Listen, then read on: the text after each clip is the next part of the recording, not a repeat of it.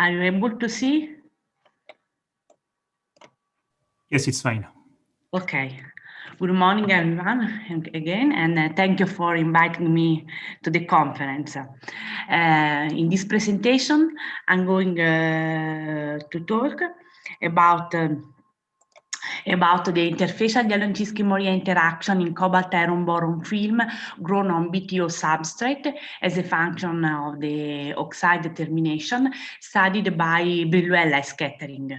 First, I'd like to thank all the people who collaborated to this work, the group of Professor Cheng of the National University of Singapore, which prepared the sample, and the group of Professor Yang of the Ningpo Institute of Material Technology Engineering, which performed theoretical calculation.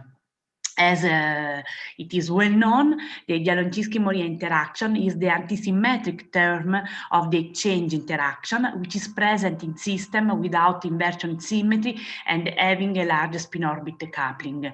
The Hamiltonian associated to magnetic spin interacting spin moment locating in a neighboring sites is proportional to the cross product between the two magnetic spin moment, where D is the Jabloński-Moria vector, which is proportional to the spin-orbit coupling. So the DMI lowers or increases the energy of the spin system depending on whether the rotation from S1 to S2 great. So is clockwise I try to share my screen. Can you see it?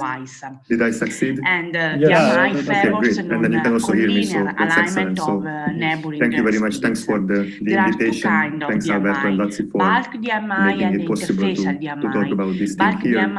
So today I'm going to tell you about the NMR signal of dry semimetals. So this work was done. So can you see my pointer moving on the share screen? Yes. Or in okay, great. So this work was done together with Zoltán Opatovics and Ferenc Simon from the Budapest University. And there are two further experimentalists involved. They are Hiroshi Yasuoka and Michael Benitz. They are working in Dresden in the Max Planck Institute for the chemical physics of solid states or something like that under the extremely large group of Claudia Felser. And so today I will talk about the NMR. So what NMR is about is that whenever we have a solid state, there are always nuclear spins in the presence centered at the nucleus. Broken inversion and so these nuclear spins kind of interact with the surroundings. In this case, they interact with the conventional electrons as well, which are formed by the Weyl semimetal, by the fermions making the Weyl semimetal. And then there is this string which denotes the interaction, that's the hyperfine interaction. So this is at the heart of this nuclear magnetic relaxation, because the coupling itself, so the hyperfine coupling plus the properties of the conduction electrons, they determine the relaxation properties of the nuclear spins. So by measuring the relaxation properties of these nuclear spins, you can get some essential information about the properties of the surrounding electrons, in this case about Weyl fermions. So why NMR? So NMR is a pretty old-fashioned and old-school technique, which is not like widely used nowadays. This can be rather cumbersome, and so, but still it presents an alternative to ARTES and STM, which are surface probes. So surface probes are very important, but sometimes you need some bulk probes. And so in terms of bulk probes, you can use transport, or you can use some scattering experiments. So NMR does not fall into any of these categories. This is a bulk probe because it probes locally what happens within the bulk of your system. So this is kind of an alternative experiment to transport. This is widely used also in other fields of science, not only in condensed matter or physics. This is also used in biology, chemistry, or medicine. So it has a very successful history in condensed matter. For example, it has been widely used to detect the superconducting order parameter. So it can, in principle, tell you whether you have a singlet or a triplet superconducting order parameter, and also it can tell you how the superconducting gap vanishes on the Fermi surface, whether this is in points or lines, or whether you have a fully gapped superconductor. So this is just an example of what it can do. So shift, I will tell you in a minute what it is. So this is one of the NMR. In this case, So this is a high temperature superconductor. This is definitely a singlet superconductor. So what happens for the night shift is that as you lower the temperature, the night shift vanishes and then goes to zero. However, if you repeat the very same experiment on this strontium rutanide, which at that time was thought to be a triplet superconductor, so I'm not really following this field anymore, so I'm not really sure whether this is true or not. But the statement was that if you have a triplet superconductor, even if you have a fully gapped superconducting order, a fully gapped Fermi surface, nothing happens to the night shift. So even though you have superconductivity, you don't see this complete freeze out of the night shift, which happens in a singlet superconductor, but practically the night shift remains unchanged as you cross the superconducting transition temperature. So this should be a way to distinguish between singlet, when this complete freeze out happens, and then triplet, where nothing happens, superconducting orders. And so there can also be many other examples how and why NMR is useful in quantum matter, but I thought that it is just enough to highlight this very simple and prominent example related to the night shift. And so today I'm going to talk about Weil semimetal. So this is just a one-page introduction on Weil semimetal, so maybe this is not even needed.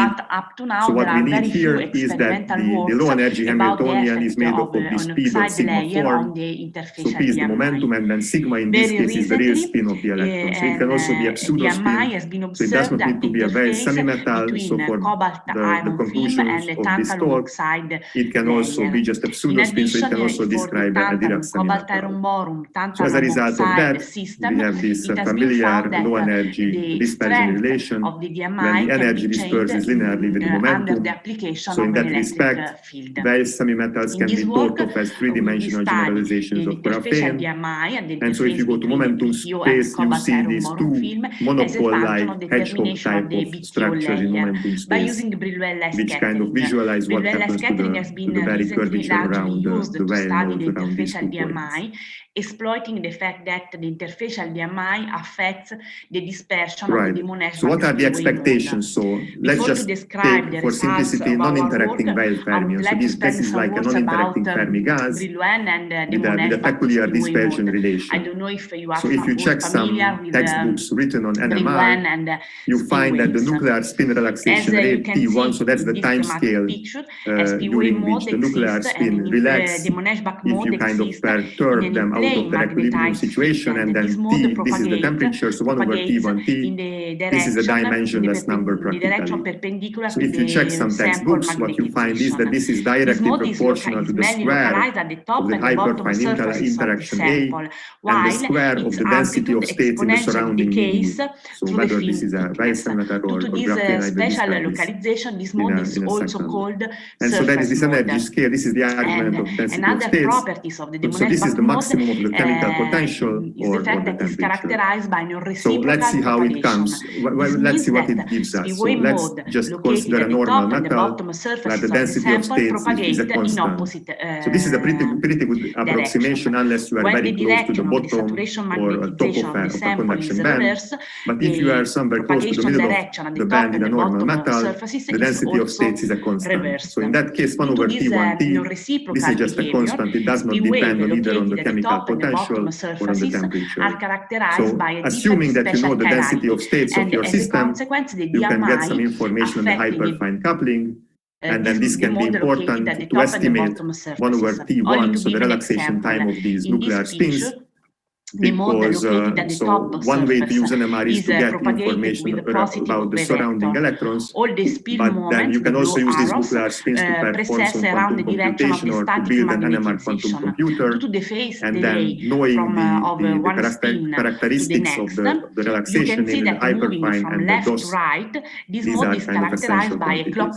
Now let's consider a more exotic system, namely graphene, when the density of states behaves as a consequence, the DMI causes an increase so in this case, there can be a significant energy dependence, and then for small temperatures, the 1 over T1 T scales with mu square, so the chemical potential square, while if you go to very high temperatures, it will scale with the temperature square.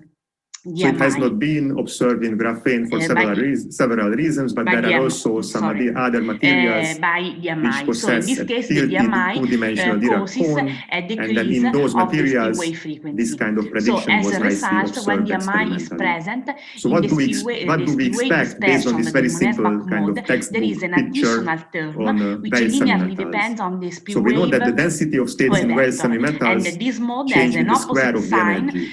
So based on that, 1 over T1T should scale with mu squared, so the chemical potential mu to the 4th power for very small temperatures. So this is kind of analogous to what happens in a normal metal when 1 over T1T is just a constant, so this is just mu to the 4th. While if you crank up the temperature, then 1 over T1T acquires a kind of strange temperature dependence, and so it will diverge, it will grow with temperature to the power of 4.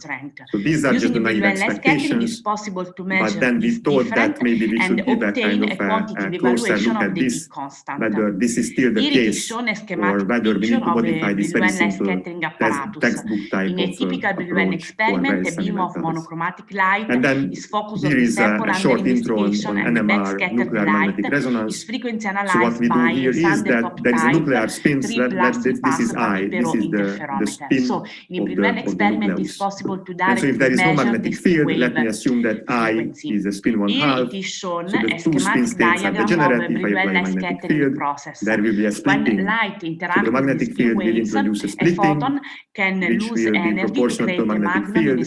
And then if you excite the spin to be in this upper level, then you have the chance to measure this relaxation time T1. So this is the typical time scale the spin spans in this excited state. There is a strong peak, and so this is not what they measure in NMR, but if you want to think of it in terms of a resonance, this is how the NMR spectroscopy would look like.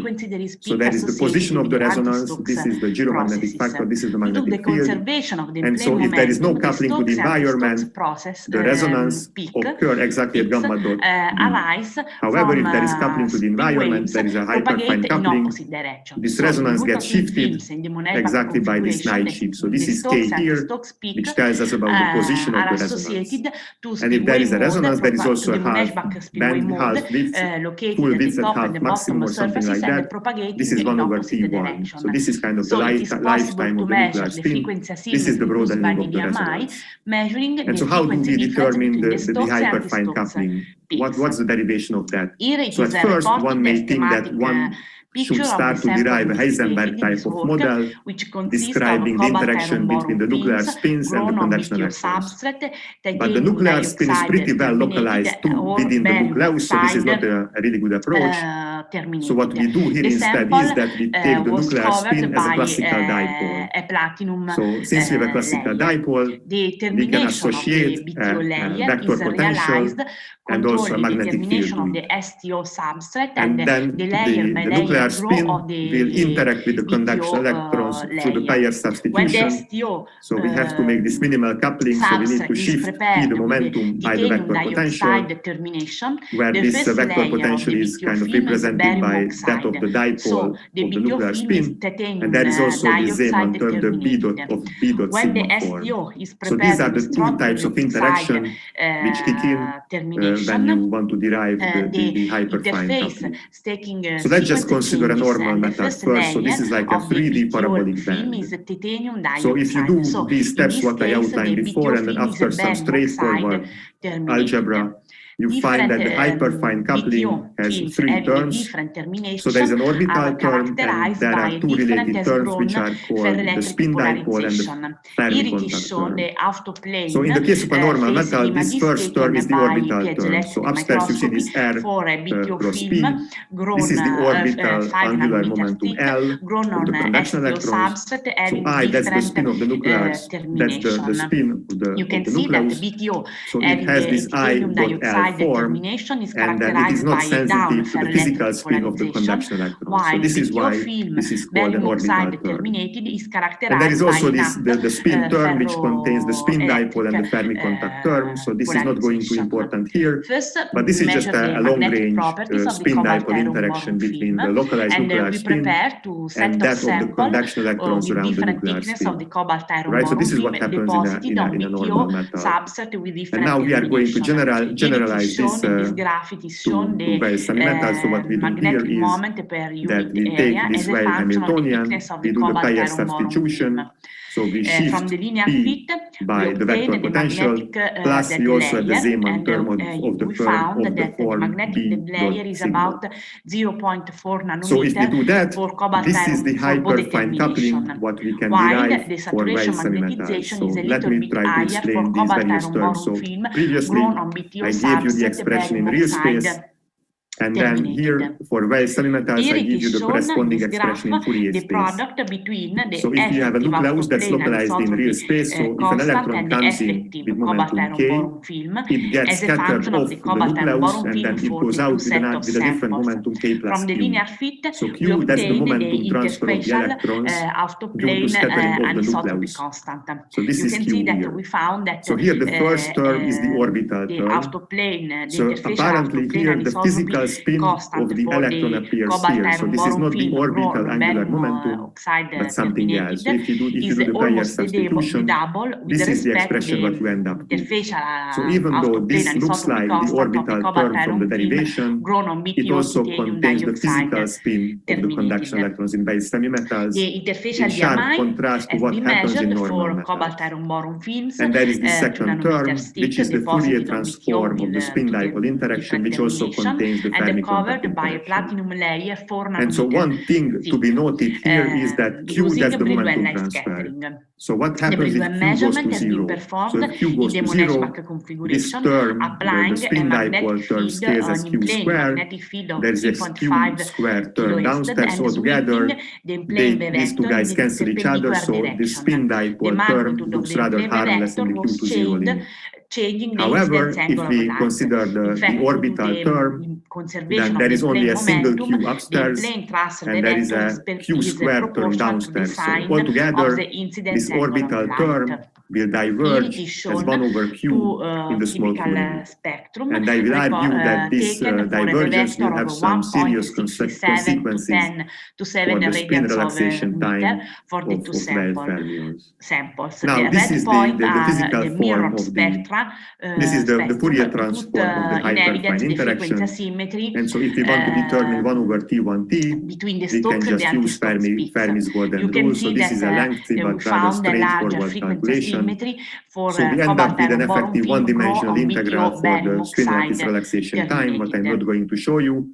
I'm just showing you the limiting cases. So here, this is 1 over T1T in dimensionless units. And here there are some prefactors. But then the interesting finding is that 1 over T1T scales only as T squared in the high temperature limit, as opposed to the naive expectation, which was T to the 4, while if we go to the small temperature limit, it only scales with mu squared, as opposed to mu to the power of 4, which came out from textbook consideration. So apparently there is a different scaling compared to what you expect from textbook expressions. In addition to that, there is also a logarithmic correction, which contains the nuclear Larmor frequency. So this is the magnetic field here. So at large temperatures, there is a P over magnetic field. From the linear fit at large chemical potential, there is a mu over a magnetic field term here. But it turns out that this logarithmic type of divergence, so you can imagine that as you lower the magnetic field, it will blow up logarithmically with the magnetic field. This is not really important, because this is only there for pristine, very clean Weyl semi-metals. However, if you put in some impurities, disorder, electron-electron interaction, so you name it, whatever gives you a finite lifetime, this Larmor frequency will get replaced by that energy scale, and then this divergence with the lowering of the magnetic field will disappear immediately. And also this logarithmic dependence is not so important. What is important here is that the power of p and the power of mu changes from 4 to 2. So if you want to put this into perspective or analyze this using this expression, so there are two options. So one option is that the density of states in various semimetals is linear in energy, and then that would explain these findings, but this is not the case. We well know that if you have a very clean semimetal, the density of states behaves as the square of the energy. So the other option is that this hyperfine coupling is not constant, which is a usual assumption in various textbooks, but it has some peculiar energy dependence. As a result of that, we can cancel one of the exponents, one of the powers for various semimetals. And so our argument is that due to the fact that this first term diverges as 1 over q in the small q limit, this can be interpreted as having an energy-dependent hyperfine coupling for this orbital hyperfine interaction, which diverges as you approach the well point.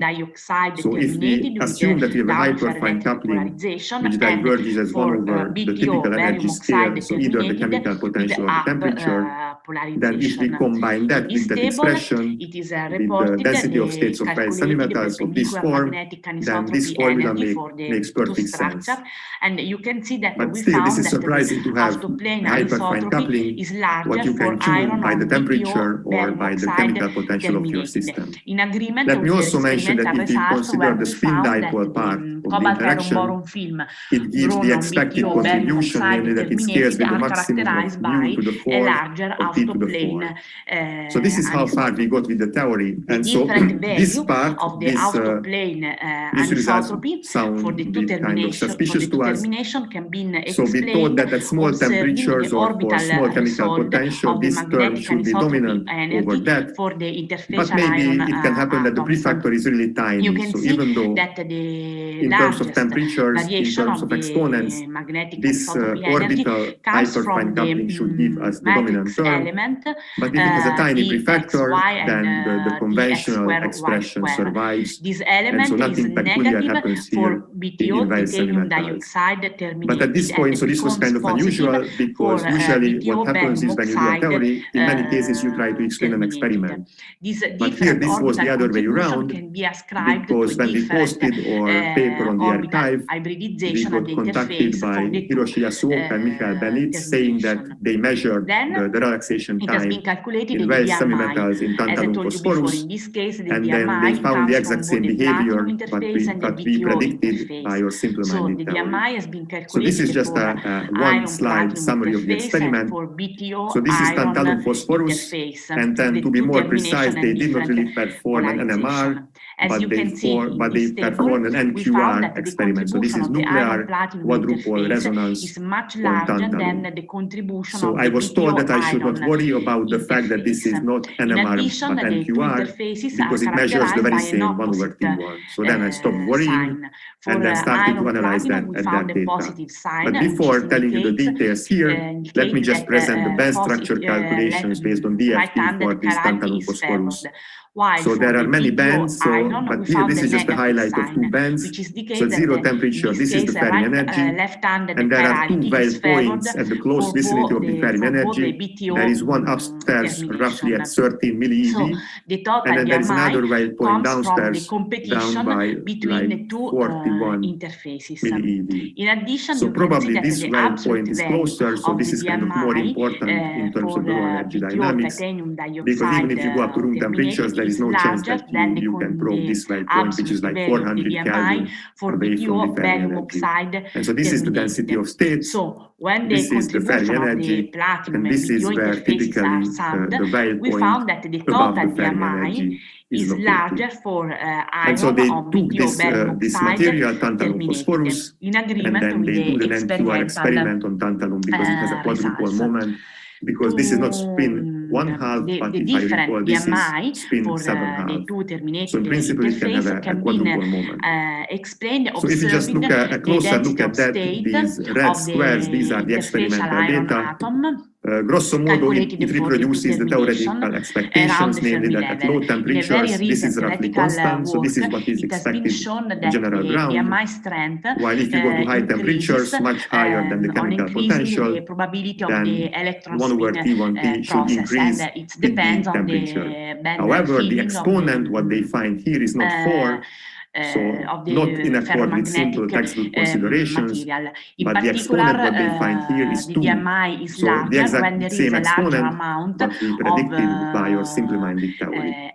So apparently this would be kind of the first experimental observation of this anomalous nuclear spination rate in Weil semimetals, namely that 1/T1T grows not as T to the 4th, but as T squared. But there is an additional interesting observation here, and this is that for small temperatures, 1/T1T is not completely flat, but there is also a bending down here. So initially we thought that this could be due to the temperature dependence of the chemical potential. However, if you recall your solid-state classes, then what you learn here that even in a normal metal, the chemical potential can have some temperature dependence. So at 0 temperature, the chemical potential is equal to the Fermi energy. However, if you go to finite temperatures and then you want to preserve the total number of particles, you can only do that at the expense of introducing the chemical potential and temperature-dependent chemical potential in a ground canonical ensemble. However, as you increase the temperature, the deviations will be of order T squared over the Fermi energy squared. So in a normal Fermi gas, the Fermi energy is of the order of 1 electron volt, typically so 10 to the 4th Kelvin. So there is no chance to observe that in a real experiment. So the deviations between the chemical potentials and the Fermi energy, these are just tiny. But if you repeat the very same calculation in a Weil semimetal, so you want to get the temperature dependence of the chemical potential by imposing the constraint that you want to preserve the total number of particles, we found that the this is the implicit equation what you get. Larger for cobalt so if you solve that, you find that the Fermi energy gets replaced by the 0 temperature Fermi energy measured from the Weil point. So in this case, this is just this tiny chemical potential, which is of the order of 13 millieV or 100 Kelvin or something of the order of that. Meaning that as you increase the temperature, the difference between the 0 temperature chemical potential and the Fermi energy and the finite temperature chemical potential will grow significantly with increasing temperature from the audience? Because the corrections are of the order of T squared. So I remind you that you can use while here, the chat. So the typical Fermi energy or 0 temperature chemical potential is of the order of 10 so or there is a 100 question K, from Inge or something of the order Thank you for your presentation. Is it expected that the chirality of the determination can be inversed by using what you get spin-hole angle materials like tungsten or tantalum? Temperature dependence of the chemical potential in a clean Weil semimetal. So this is definitely not a clean semimetal, so we put all of our ignorance about the band structure into an approximate formula. This is this blue curve here. This is just a Lorentzian, so it goes down in a T squared manner and then vanishes at large temperatures in a 1/T squared manner. So this is just a very simple approximate formula what we use for the temperature dependence of the chemical potential. But if we use that, then we can just describe perfectly within error for example, the experimental, probably due to the fact that in the theoretical data, calculation we have including this nice downturn interface of the 1/T1T, between cobalt and the platinum and the BTO and the cobalt iron bond field, while in the real sample there is some defects, some if I want to summarize this part, and it there are two well kind of that interesting the characteristics of the nuclear spin relaxation rate in very Weil affected by the semimetals. quality of One the is that interface. if you go to very high temperatures, 1/T1T scales at T squared, and the other observation is that in any cases, you expect a downturn at first as you start increasing the temperature from 0 temperature due to the temperature dependence of the chemical potentials. So this is a second interesting effect, what you can easily observe in Weil semimetal. So this was just one sort of Weil semimetal tantalum phosphorus, but there was another experimental group. This was led by Guo-Xing Zheng, so they are working both in Beijing and somewhere in Japan, and they took another compound of this family, tantalum, arsenide. So this is again an archetypical Weil semimetal. So they did an NMR experiment at 0 temperature. So this is considered to be an NQR experiment. But they also considered another experiment at a rather large magnetic field, almost at 13 Tesla, and they found very similar features, namely that as they crank up the temperature from 0 temperature, there is a kind of downturn in 1/T1T, while as you crank up the temperature, there is this characteristic T-square type of temperature dependence as you crank up the temperature. So this is fully in accord with our theory. And so in the meantime, there is also a third compound, which is thought to be a Weil semimetal, and so in the high temperature regime, experimentally, this T-square type of growth of 1/T1T was also identified in those materials. So this is roughly what I wanted to tell you. I planned for a 30-minute talk, and I guess I'm just ending time. So let me give you my final summary. The rest of the question is, how far can you modify control there are some interesting observations for the NMR relaxation rate in Weil semimetals. We didn't try namely that the orbital part of the hyperfine interaction is dominant over the spin dipole part, while for normal metals the spin dipole part is dominant and then more prominent in the Fermi contact interaction.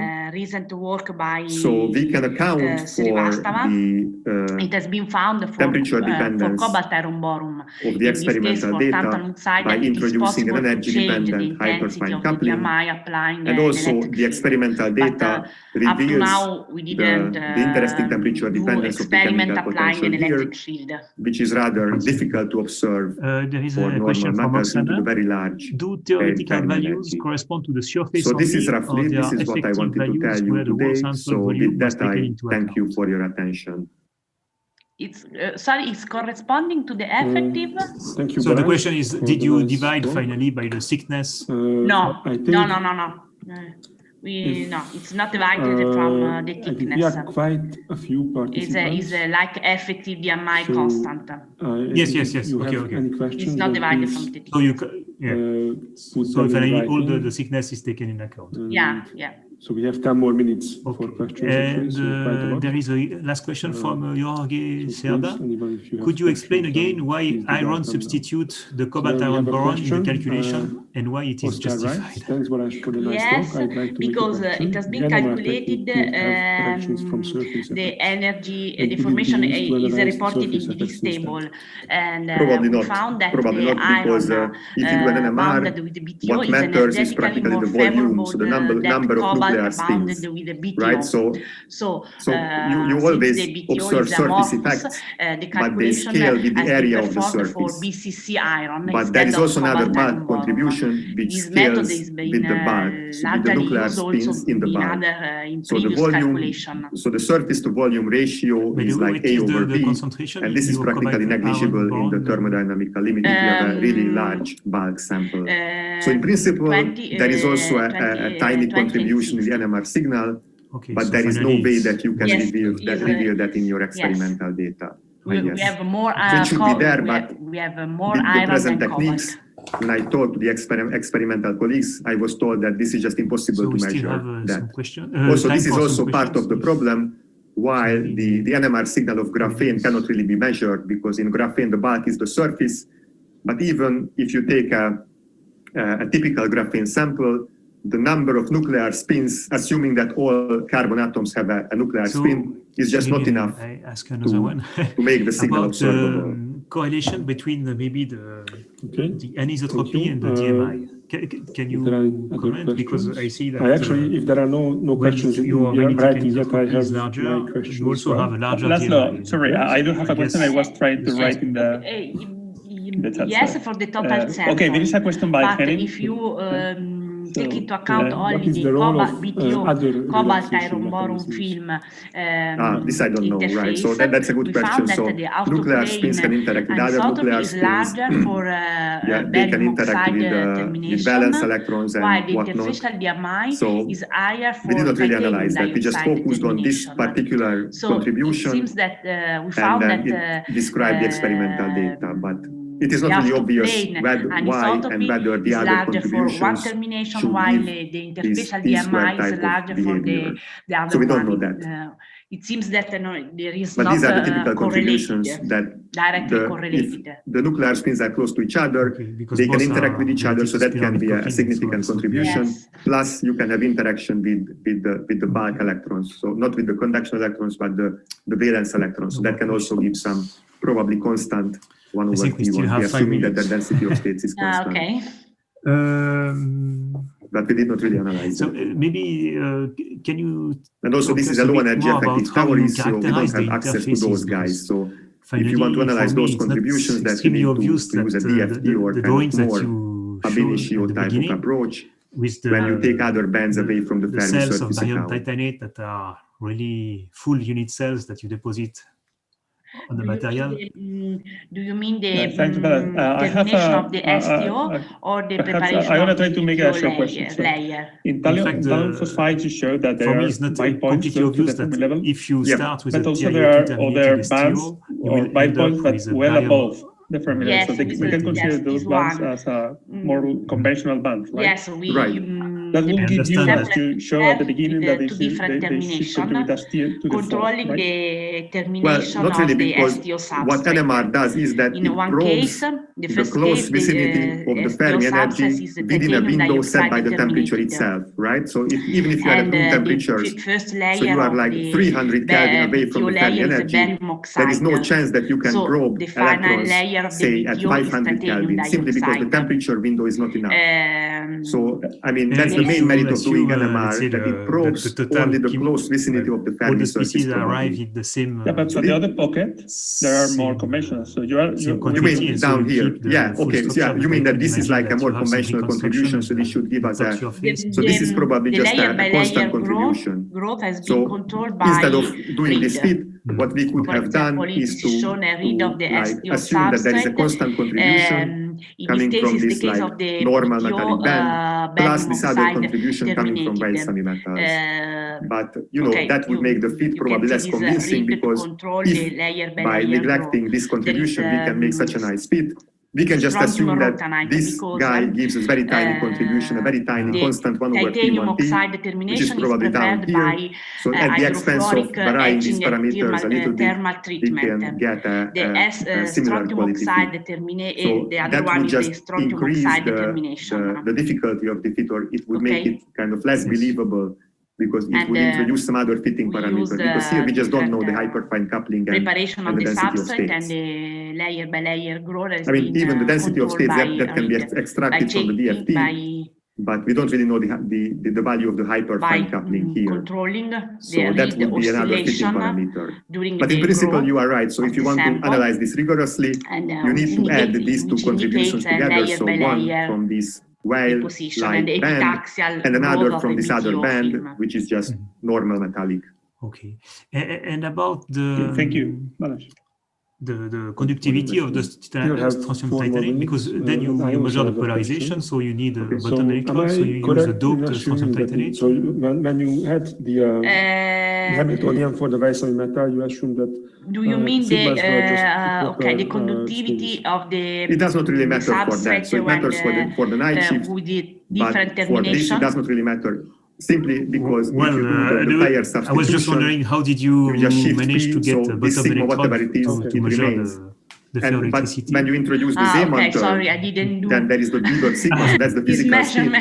But it turns out that these two guys do not interfere with each other. So the orbital term gives a contribution by itself, and then the spin term gives a contribution by itself. But there is no cross term, which is like half of it coming from the orbital, half of it coming from the spin. Depth of the surface spin wave modes. So if that term would not vanish, then the correlation that would be interesting, because then it would make sense to consider other situations when this sigma here is not the physical spin, but just a pseudo spin, because then we could have some interference between the pseudo spin part of the Weyl dispersion and then the physical spin spin part coming sorry, from I the think Zeeman she turn. was asking, but maybe she can raise her hand. so She was asking about the spin wave mode. These sigmas How- have some Okay, the penetration, the spin wave mode, the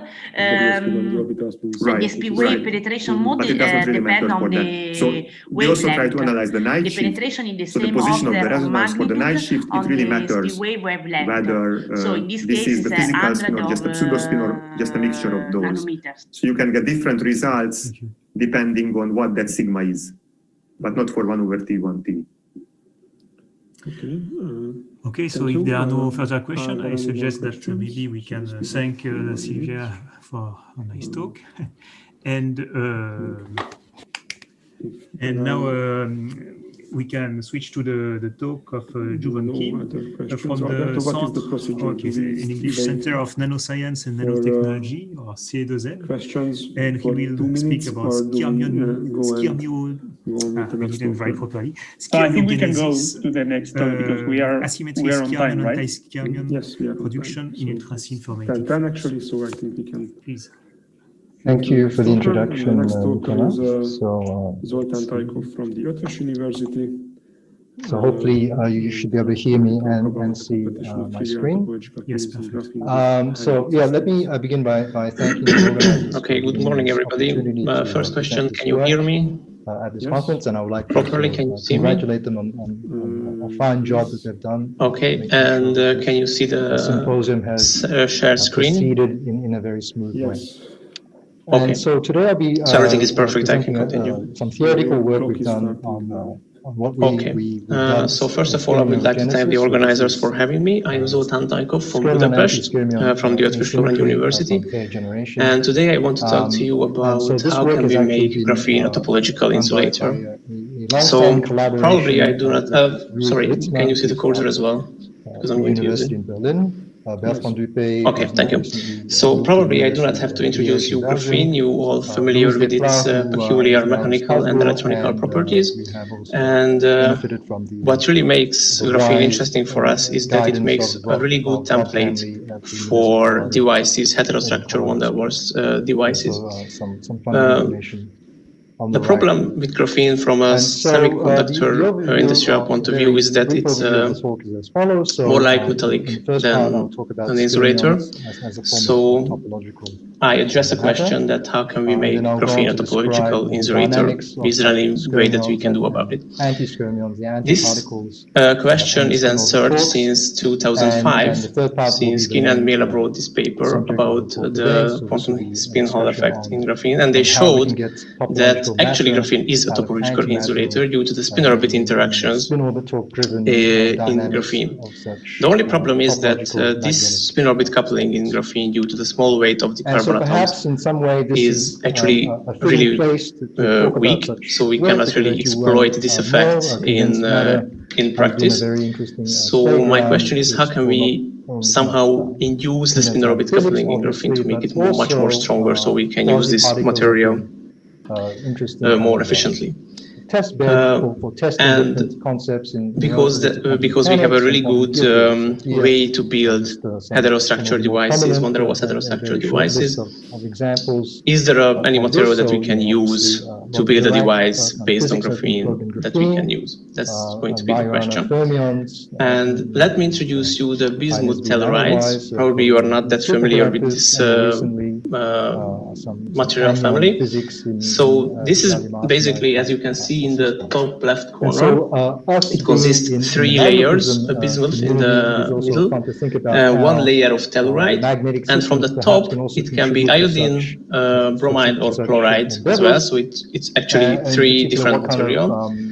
What is common between them is that the bond between the layers in this structure is ionic, so it's a covalent bond.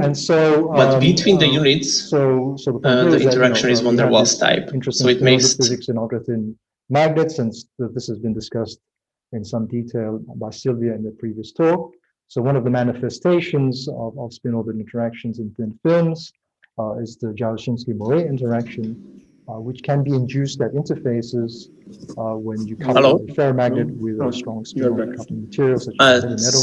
Great. So let me share my screen again. As we've seen in the previous talk, some complex oxides. Does anything working at all? Such DMI. And of course, the presence of such DMI. Okay, sorry about that. I hope it's never going to happen again. So I don't know where I was. So here you can see the bismuth telluride. What is really important about this material is that it's a van der Waals material, so it's a good candidate, and the spin orbit coupling in these BTEX materials is really big. So probably it can help us to induce the spin orbit coupling in graphene. That's going to be my approach. The first question that we have to answer is that can we exfoliate this material to have just one unit of these 3 layers to put it onto graphene? The answer is yes. In 2018, it had been reported that on gold surface, the experimental physicist could exfoliate it was actually the vitae, which means that iodine was in the bottom layer. So it can be done. From now on, let's switch back to the theory and put this material on graphene in a computer, and let's see what happens. This is our geometry, and there is no any over-exaggeration in the picture. The graphene and the BTEX really can fit together this well, as you can see here. The misfit between the unit cell vector of graphene and the BTEX is around 1%. So this is going to be our configuration, and let's see what the DFT says. It's a metastable object. This is the band structure of around the Fermi energy of the whole system, and as you can see, maybe you can recognize the direct cones of the graphene here. It's really altered due to the presence of the BTEX, and it seems like it's metallic, but if you look closer, there is a tiny gap, less than 1 millielectron volt, and that gap in a topological sense is trivial. So right now it seems that this configuration does not really help us. Maybe there is something that we can do about it. Maybe you are familiar with the fact that if we apply mechanical distortion to anything, not just graphene, but to graphene specifically, then we can have a really big zoo of different electronical property. So my approach was that let's see what happens if we apply some mechanical distortion to the whole system. What mechanical distortion am I talking about? For example, pressure. It's really easy to do in DFT. Pressure means for us now that we are just reducing the distance between the 2 layers. And in the meantime, as we are applying pressure, we can apply uniaxial strain to the whole system as well. So this is going to give us a phase map where every point is some pressure and some uniaxial strain value. And so these are compact objects. Now, just as a digression, before I make some provocative comments, which hopefully will be mildly entertaining for you on this Wednesday morning, is to go back to the origin of what these gernons are. And so this is obviously a theory that was put forward by Skyrm many decades ago. And it relates to particle physics. So in this context, the idea was to develop a nonlinear field theory for interacting pions. So pions are these quark, anti-quark pairs.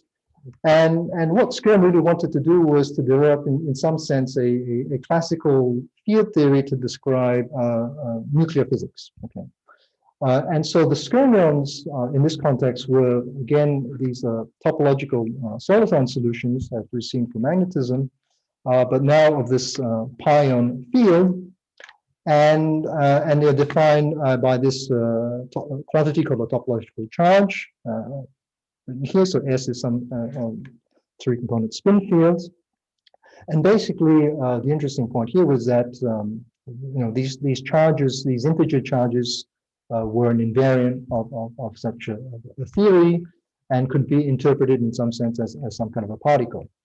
And so the proposal, the interesting proposal here was that the number of skyrmions, therefore the number of winding numbers you would have in such a pion field, would be identified as a baryon number, or in other words, the number of nucleons in a nucleus. And so this is a series of work that are given in these papers here.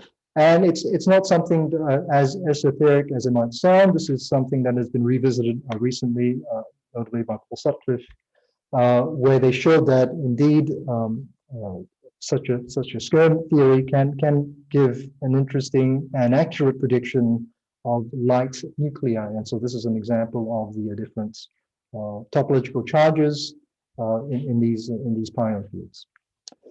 And so this nature of topology kind of defines these particles. So if we come back to the skyrmions as a topological matter now, so this is a topological soliton solution now in the magnetization field, and the point is that these particles are distinct from the uniform background state, and we often refer to these as hedgehogs because when you look at these two-dimensional spin structures, they essentially represent you can do a stereographic projection of spins on a sphere here. So this is a hedgehog, and you can see that these two hedgehogs are the same topology. So you can, if you comb the spins of this hedgehog, you have this combed hedgehog set. You make this projection, you would get a block skyrmion in this case, a nail skyrmion in this case. But in either cases, these are distinct integer charges which differ from the uniform background set. And so so here is my provocative statement for this morning. So let's go back to like one of the big unanswered questions in physics. So why is there more matter than antimatter in the universe? Okay, and so presumably there was some unknown process until now called baryogenesis, which led to this imbalance between matter and antimatter. Okay, and so how does matter or antimatter get created? So this is an example of a photon coming in, scattering with nucleus and spitting out a positron and an electron. Okay, and so if we come back to our magnetic system, let's play this game. Let's think about. Also, we have skyrmions and anti-skyrmions, which we can consider as charges and anti-charges. Are there equivalent pair production processes shown as, for example, shown here on the left? And if so, are there any processes then that might lead to some imbalance that we would call skyrmiogenesis? So something that would naturally lead to the abundance of one type of material with respect to the other. And so to look at that, we chose to focus on this this test case of palladium iron iridium 111, which, as I mentioned before, was one of the earlier represented one of the systems in which isolated skyrmions were observed. The system has an interesting feature in that what density functional theory calculations have shown is that skyrmions and anti-skyrmions, in fact, are metastable states. And this is because they have an additional frustrated exchange present in the system. So we have a material system now where presumably skyrmions and anti-skyrmions can coexist as metastable states. So this would represent an interesting kind of test bed then to probe such questions of skyrmiogenesis. And to do that, we conducted atomistic spin dynamic simulations on this material, palladium iron on iridium 111. And these spin dynamic simulations involve solving a numerical integration of the Landau-Lifshitz equation with spin orbit torques. And so this is an atomistic model where we consider the dynamics of magnetic moments on a hexagonal lattice. And so here are essentially two components to the Landau-Lifshitz equation. So we have an effective field that is derived from the total energy of the system. And here we took the Hamiltonian parameters that we used, were extracted from density functional theory for palladium iron on iridium, which it turns out that we need to take into account up to 10 nearest neighbors for the Heisenberg exchange interaction. We have, of course, the DMI between nearest neighbors. And the second part of the Landau-Lifshitz equation that is important are the dissipative torques. So here, this includes the usual Gilbert damping term and a field-like and damping-like spin orbit torques that are induced by some in-plane flowing current through this bilayer type structure.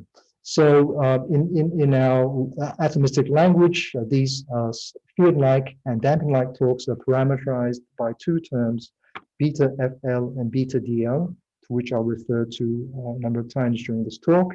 And the thing to note is H bar times beta gives units of energy, so milli-electron volts. And so the idea is to solve the system, this time integration self-consistently under different conditions.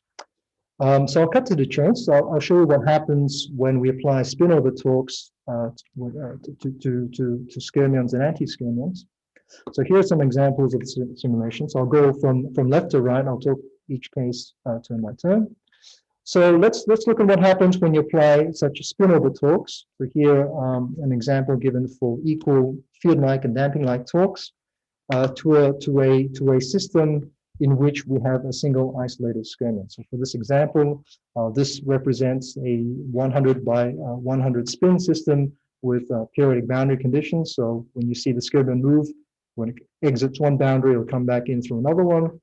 And the color code used here represents the MZ component of the magnetization. So blue points towards you, the red inwards towards the screen.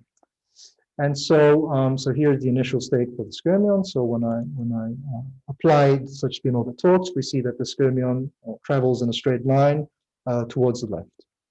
Now, when I apply the same spin-over torque to the anti-skyrmion, we see that it deflects to the right. And this is not unexpected because these are anti-particle counterparts. You can imagine sending opposite charges in the magnetic field. Because of the Lorentz phones, they would deflect in opposite directions. And so this is a similar physics at play here. However, what is interesting is that while for the skyrmion, it continues to move in a straight line, no matter how strongly we drive the system with spin-over torques, it is not the case for the anti-skyrmion. So here, as we increase the SOT, so here up to 0.606 milli-electron volts, we see that it deflects towards the right initially, but after a certain time, the dynamics changes and the propagation direction also changes consequently. So this is something that is not seen for skyrmions. And of course, we can play this game by increasing the spin-over torque some more to 0.09. And here we see this initial deflection, but this proceeds to some periodic motion which traces out clockwards. So we can see already from the dynamical standpoint, spin-over torques affects the motion of skyrmions and anti-skyrmions very differently.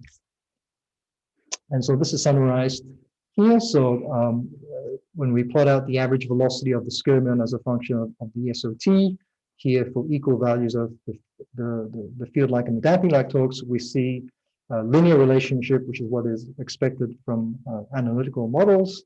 Whereas for the anti-skyrmions, we see this transition that takes place as we increase the strength of the SOT. So initially, it follows a similar linear curve as its skyrmion counterpart, but then it undergoes this deflected regime and then towards the torcoidal regime here. And so these are the trajectories plotted in film plane for these three different dynamical states. And so we wanted to look at, this was a very specific case of equal FL and DL terms. We scan the entire phase diagram, and this is what we find. So this is the phase diagram shown here. So for the anti-skyrmion dynamics. And so we see that the linear behavior occurs only in a very small pockets in this FL-DL phase diagram. We see on the edges here a deflected motion, but ultimately most of the dynamics is in a torcoidal regime. So this is constructed with the aid of some machine learning, where we use the automatic classification to figure out whether we were in a torcoidal state, such as shown here, or in a deflected state, which is shown here. So when we drive the system a bit too strongly, the anti-skyrmion disappears. But what was interesting was this pocket up the top here. So for very strong damping-like torques and weak field-like torques, we found a new regime which involved multi-particle dynamics, which we term generation. And so this is topic of the next slide. So again, we focus now on this part of the phase diagram where generation takes place. And I'm going to show you the similar kind of animation as I showed previously, but I'll add in a new ingredient. And that is, in addition to the MZ component of the magnetization, I will also plot out the topological charge density. So this is the quantity defined on the right here. So negative charges in our definition corresponds to anti-skyrmions, and the positive charge density corresponds to skyrmions. So initially we can see here we have an anti-skyrmion state. And so when I apply the spin torque in this region, this is what happens.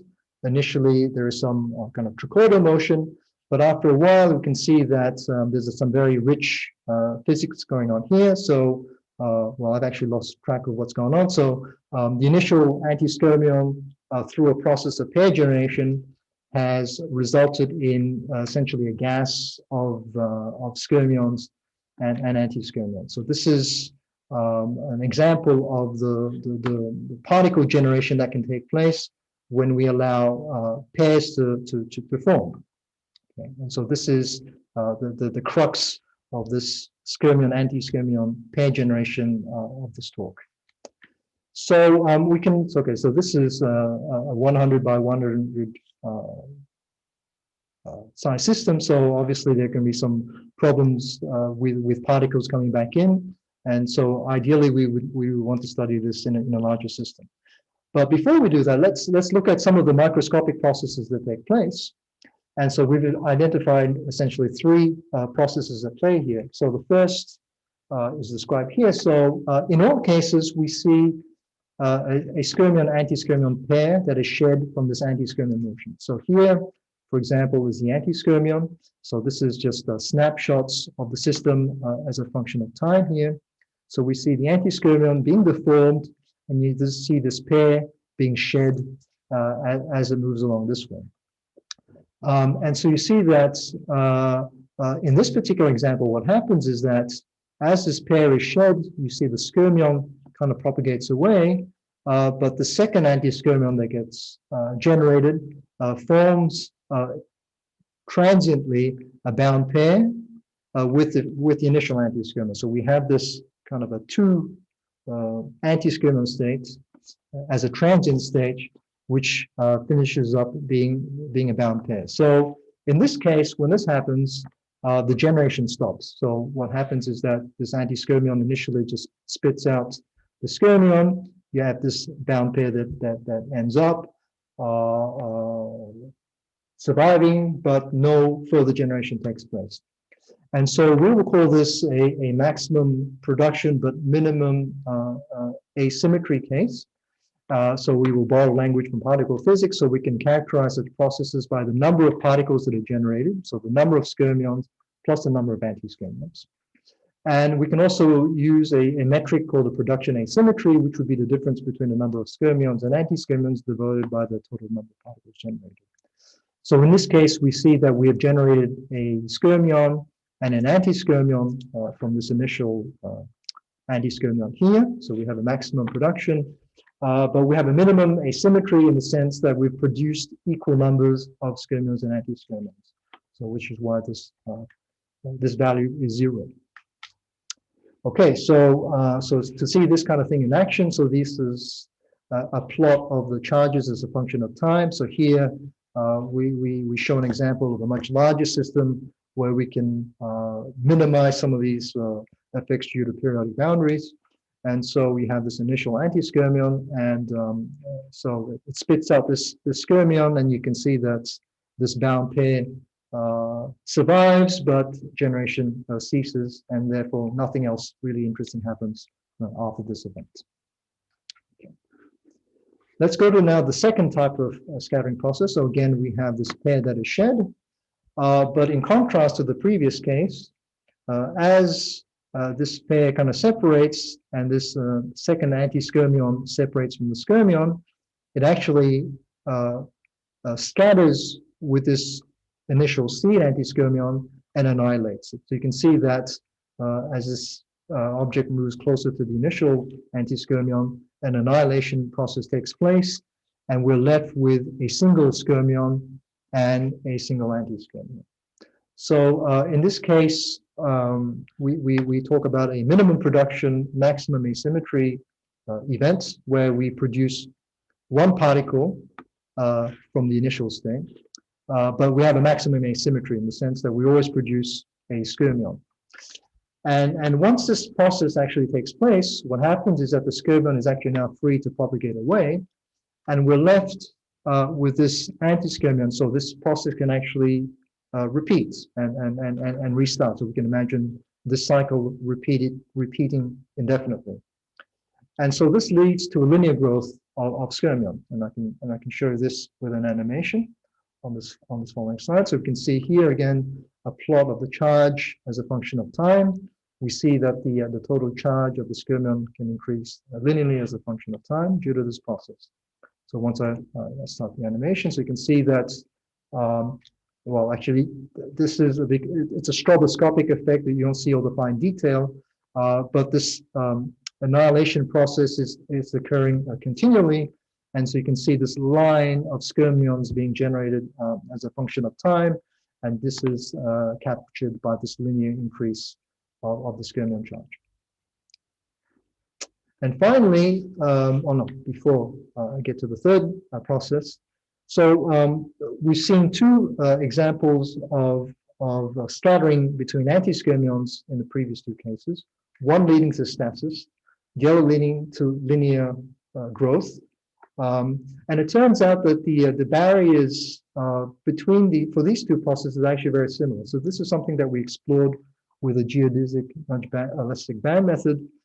So here is an example of the bound states taking place. So this is the energy barrier that needs to be overcome to create this bound state. So measured in terms of J1, this exchange constant, it's about 1.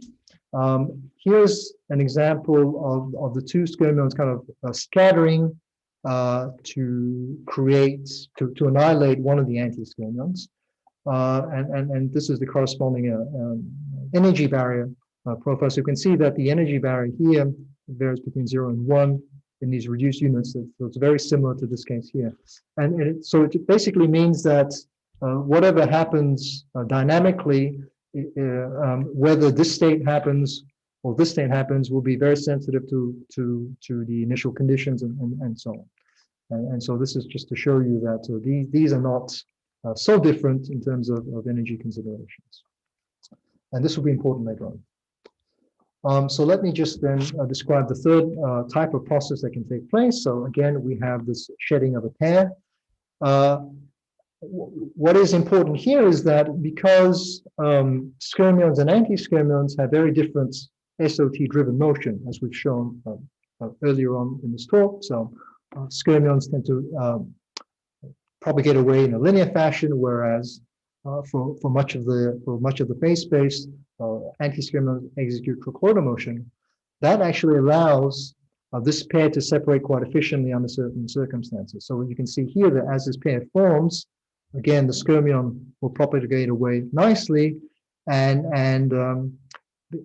because of the conditions, this antiskirmion will also split off. For most of it, avoiding the initial seed antiskirmion. So you're left with this scenario where this kind of propagates away, this pair splits up, and you're left with these two isolated antiskirmions now. So again, we have a maximum production, minimum asymmetry events. But what is interesting in this particular case is now you have potentially two sources of pair generation that can now proceed to a proliferation of particles. And to kind of see this in action, well, you actually saw some of this in action in the 100 by 100 system. So you can kind of see this, how this plays out when you have a much when you have a much larger system. This initial antiskirmion that kind of spits out these pairs, and these pairs separate, and you see this proliferation of particles. So here you'll notice that this proliferation is not exclusive, is not the exclusive mechanism, because you will see from time to time some bound states being formed. Presumably there'll be some events where some of this linear kind of mechanism will also take place. But ultimately, when the proliferation mechanism is dominant, we will result in a very large number of particles being generated, as evidenced by this curve here, where there's a lot of skyrmions with respect to anti-skyrmions. And so we can summarize this in this phase diagram. So again, zoom in on this phase diagram, so we can now cast this in terms of particle asymmetry and particle number. So most of the action happens out here, and here we have this maximum asymmetry region here, which is described as linear propagation. So so basically, if we look at the proliferation zone here, as a function of the damping-like torques, as we increase, we see a large increase as the number of particles. As we increase the damping-like torques, as we give more energy into the system, and this is a similar scenario for the linear growth, we see an increase in the particle number. And similarly, for the proliferation regime, we see a strong increase in the asymmetry as we pump energy into the system. So just quickly, we also looked at the role of the DMI and the polarization angle, just to make sure that none of this was very dependent on the material parameters that we chose. So we basically, if I come back here, picked out 3 different points on this phase diagram, and we varied the DMI and the polarization angle, and essentially very similar kind of trends are found. So nothing particularly interesting happens. What we can just say that based on these results, if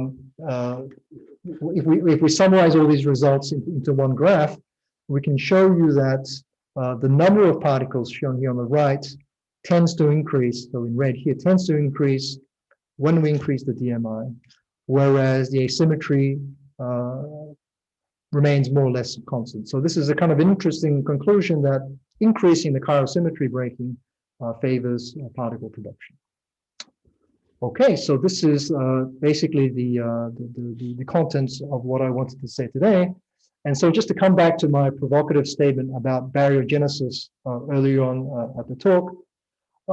So Andrei Sakharov in 1967 actually argued that basically 3 conditions must be met for baryogenesis. The abundance of matter or antimatter in the universe. So you need to have baryon number violation. You need to have charge and charge parity violation, and you need to have outer ligand interactions. And if we look at our magnetic system, we see that these 3 conditions are actually satisfied. So in terms of baryon number violation, basically there is no condition for conserving the number of skyrmions or anti-skyrmions in such systems. DMI basically lists the generously between skyrmions and anti-skyrmions, so we kind of satisfy this criterion here. And the presence of spin orbit torques and any kind of dissipative forces, which is given by Gilbert damping, for example, will naturally lead to some kind of out of equilibrium component to such dynamics. So at least we can say that we have satisfied such conditions, at least for skyrmiogenesis in our magnetic universe. So with that, let me just summarize the talk. So we have used atomistic spin dynamics simulations to look at spin orbital driven dynamics in palladium ion iridium-111 with parameters extracted from DFT. We have highlighted different propagation regimes for skyrmions and anti-skyrmions as a function of SOT. This can lead to generation of skyrmions and anti-skyrmion pairs. And we have shown some conditions for which skyrmiogenesis can take place, namely asymmetry in the production of skyrmions and anti-skyrmions in such systems, which are related to different scattering mechanisms between such particles. So with that, I'd like to thank you for your attention. Thank you, John, for this nice talk. do you think you will solve the problem of the universe that is full of matter? Or well, I think it's just fun to think about. It's fun to think about such things. But, I think so. So there is a serious question from Saul Velez. So regarding the dynamics of anti-skyrmions in SOTs, with SOTs, sorry, do the dynamics depend on the direction of the current relative to the magnetic texture of the anti-skyrmion? Is the lack of rotational symmetry of the anti-skyrmion in the plane as opposed to skyrmions the reason for the complex dynamics? Right. So this is an extremely good point. So let me see if I can if I know how to work this. Oops. No, I should go here. The question is yes. So I can do this. So so it does matter. You're absolutely right. And so what happens is that you need to just to summarize. So in our case, if we just look at the linear propagation of the anti-skyrmion, in our simulation, it kind of goes to the right. And if you change the current orientation, this will change. So the lack of symmetry in the anti-skyrmion can be taken into account by what is called the helicity. So here's an animation that shows you what helicity means in this case. So so in the skyrmion, basically it takes you between block and nail states continuously, whereas in the anti-skyrmion it kind of just rotates the nail and block vectors. And if you look at the Thiele equation with SOT, then you can see an explicit helicity dependence as a driving force, and so this will also capture the orientation of the anti-skyrmion propagation with respect to the current direction and to the state here. So yes, this is certainly the case.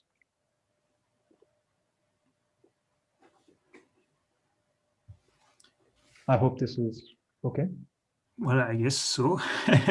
Then the next question is from Oksana. Is the energy barrier equal?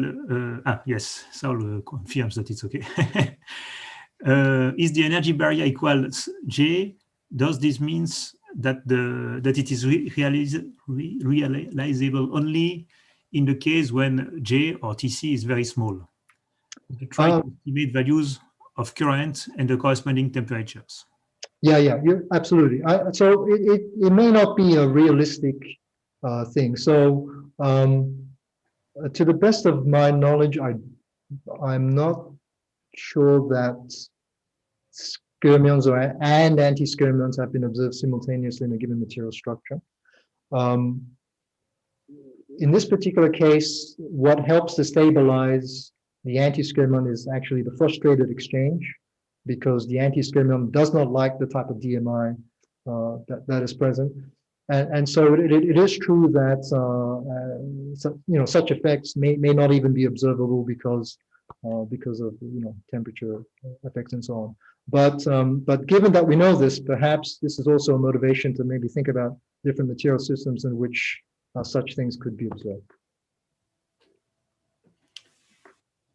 Okay, maybe in the same line, there are indeed some materials with anisotropic DMI or some anisotropies in the plane. So do you think it would change a lot the, let's say, general trends in this case? Or? Right, so I can give you an answer for, so we consider the other case. We also consider the case where the DMI favors anti-skyrmions, because there are some material systems that do that. Right. And in that case, the situation is just completely reversed. So in that case, because the anti-skyrmions are the more stable kind of species, it is the skyrmions that kind of execute these kind of funny dynamics. And so basically, the choice of your DMI will basically favor maybe one type of particle over the other. Okay, thank you. Maybe for the experiment. Okay. There is a question from Ruben Miguel Chao de Zuaz something. Thank you for the very nice talk. What is the remnant state after the generation of skyrmions have occurred and the SOT is turned off? Okay, so excellent question. So the problem that we have is that we have to live in this finite universe with periodic boundary conditions. And so presumably if we had more space, they would just propagate away and go about their business. What we I don't have a picture. So what we see is that they will be, because if you have frustrated exchange, the interactions are attractive, and so you see this kind of crystallization taking place. So if you have skerbions kind of close by, some of them will kind of coalesce into like mini crystallites, and a similar thing can happen with anti-skerbions. But otherwise these are metastable states, so they will continue to exist in the absence of finite temperatures and such things. Thanks. If there are no further questions, maybe I can ask an experimentalist question. How do you, well, can you give us a feeling of what is the current that you need to reach H bar beta equal about 1 millieV? Yeah, good, excellent. I don't remember off the top of my head the conversion, but the only kind of hand waving argument I can give you is this kind of curve. So the torques that we need give rise to propagation velocities of the order of 100 meters per second. Okay. I see. And so if you take this to a micromagnetic picture, with the with the usual current densities, this is not something that is very extreme, right? Okay, thank you. So this is my kind of cheating hand waving way to get out of this answer. Perfect. Okay, so I think we are in time for the next talk by Pablo Olleros, but let's first thank Jovan for his talk. Thanks. And okay, so Pablo Olleros Rodriguez will speak about ultra-fast light-induced nucleation of Skyrmion lattices. Okay, can you hear me? Yes. Yeah. It doesn't. It's not sorry. Yet. Now is it? Now can you see the slide? Yes. Yeah? Now it's perfect. Thanks. Okay, perfect. So good morning to everybody. Thank you, Nicola, for the introduction. And of course, I would also like to thank the organizers for giving me the chance to share this work here in this virtual conference. So my name is Pablo Olleros. I belong to the Spin-Orbit-Tronic group at INDEA Nanoscience Institute in Madrid.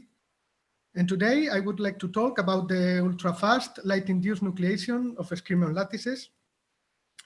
So I'm going to take advantage of the two previous and beautiful talks that we have seen, as this work is also related on magnetic skyrmions that, well, as we have seen, these are nanometer-size chiral spin textures with topological protection that have been proposed as information carriers in next generation spintronic devices. So one important thing is that the potential use of these skyrmions for spintronic devices relies on our ability to nucleate and stabilizing them in magnetic systems, as we have previously seen in the talks. So regarding the stabilizations, we know that we require a system exhibiting a strong Jalonsky-Morilla interactions that we know it promotes the non-collinear configuration of the spins and confers the chiral structure to the skyrmions. Regarding the nucleation, as it was said before also, we know that the skyrmionic state in this kind of systems, it's a metastable state, it's not a ground state. So we need somehow to apply an external excitation and modify the energetic landscape of the system so the system can evolve from, for example, an initial saturated state towards the final and desired skyrmionic state. So particularly in this work, we have seen from the talk of Silvia that systems consisting in a thin film of cobalt in contact with platinum and another heavy metal well, we have seen that this kind of system exhibits a strong perpendicular magnetic anisotropy and also a large Jablonski-Morilla interaction. So these kind of systems are good candidates for hosting skyrmions.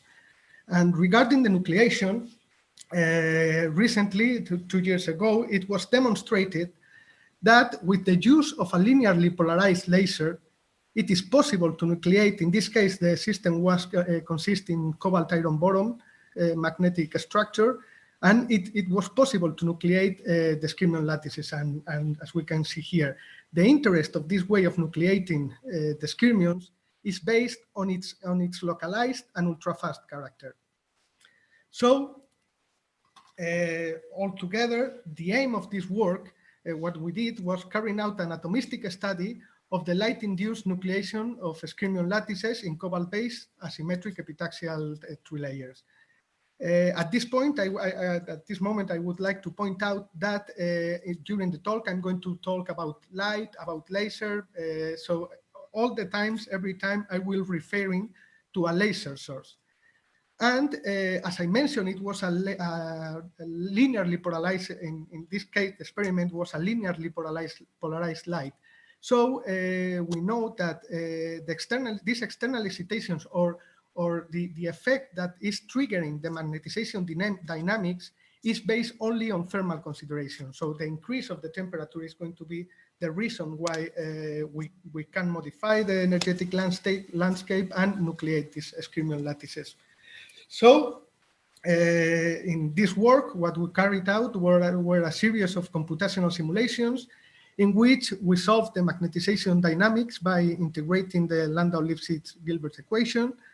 And in this case, this Landau-Lifshitz-Gilbert equation contains the information of both the atomistic Hamiltonian, that in this case contains also the symmetric or the Heisenberg exchange interaction, the uniaxial anisotropy contribution, the effect of external fields, and also the antisymmetric elements of the exchange tensor, which is related with the Jablonski-Morilla interaction, as we have seen. And also, given the fact that the thermal issues are going to be the responsible of the nucleating these skyrmions, this Landau-Lifshitz-Gilbert equation, contains the information of the thermal field. So the temperature in this case is it's included in the model by considering the two temperatures model. This model relates the temperature of both the electrons and the lattice with the laser power density. That, as we can see here, depends depends on the laser fluence and in the laser pulse length. So we have mentioned that the importance of the thermal excitation, and the first thing that we ask ourselves is that, is it necessary a laser? Because if the nucleation relies only on thermal consideration, it is possible that just a simple transition between a paramagnetic state towards a ferromagnetic state, maybe we can obtain these skyrmion lattices. So what we did was simulating a zero field cooling process in which the system is initially placed at a temperature about the Curie temperature. In this case, the Curie temperature is about 725 kelvins, and the system is then cooled down in timescales of nanoseconds toward different final temperatures that are below the Curie temperature. So we are simulating a zero field cooling process and the transition between the paramagnetic and the ferromagnetic state. And as we can see here, there is no skyrmion lattices that we can nucleate. So we find a situation in which, following a field cooling process, we are not able to nucleate skyrmion lattices, but we know that with the use of a laser pulse, it is possible to nucleate this kind of spin structure. So which is the main difference between these two processes? The main difference are the time scales. As you can see here, as I mentioned, the cool down of the transition from the paramagnetic to the ferromagnetic state takes place in time scales of nanoseconds, and during the laser pulse, this transition or the cooling down of the system takes place in timescales of hundreds of femtoseconds. So we can assume that in this case, the system is evolving towards a non-equilibrated path along the configurational space.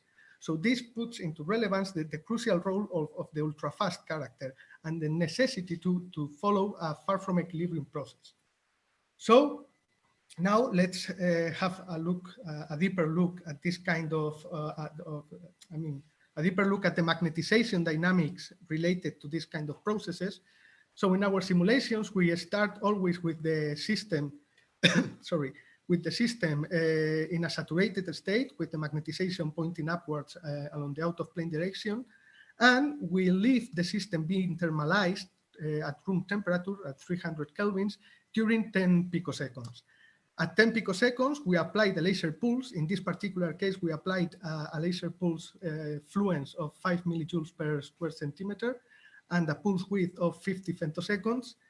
And due to the effect of the laser pulse, the electron temperature is going to increase so fast and is going to go above the Curie temperature. So the magnetization is going to be reduced and the system is going to evolve towards a quasi-paramagnetic state. Once the laser pulse finishes, the electron and the lattice is going they are going to exchange energy between them and they are going to be thermalized. As a result, there is this abrupt decrease of the electronic temperature and the system is going to be able to recover the spin correlations. So at this point, something important happened, and is that during the recovery of the spin correlations, we can see here that some regions, some small regions are nucleated, pointing anti-parallel to the initial magnetization. We are going to name these regions, we are going to call them magnon drops. And this process in which they appear is the so-called magnon localization process. So these are regions, these magnon drops are long-term and stable. And then following as the temperature is stabilized, they are going to go into another new process that is called magnon coalescence. And what they are going to do is they are going to change their shape and size, and they are going to rearrange among them and finding a more stable configuration. But what is more important is that during this phase, these magnon drops are going to gain their topological protection. So at the end, if they have enough topological protection, when they meet each other, they are going to survive, because as long as they interact, it might be possible that they merge into larger skirmions, or they can interact, split, but what we need is that they survive and they gain enough topological protection and they survive, and finally getting this skirmion lattice. So let me show you one example of a video that I think it's more visual. So as you see, these are one of each monolayer that we simulated.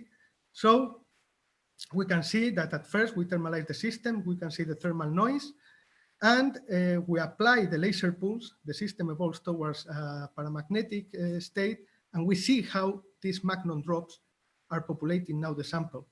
So now they start to gain topological protection, and as we can see, slowly they start to grow, they start to change their shape also, and well, hopefully, as I said before, if they gain enough topological protection, once they meet, we can see here events in which they are almost close to merge, but hopefully at the end, at time scales of hundreds of picoseconds after the laser pulse is applied, we can see that most of them survive, and the skirmion lattice is achieved.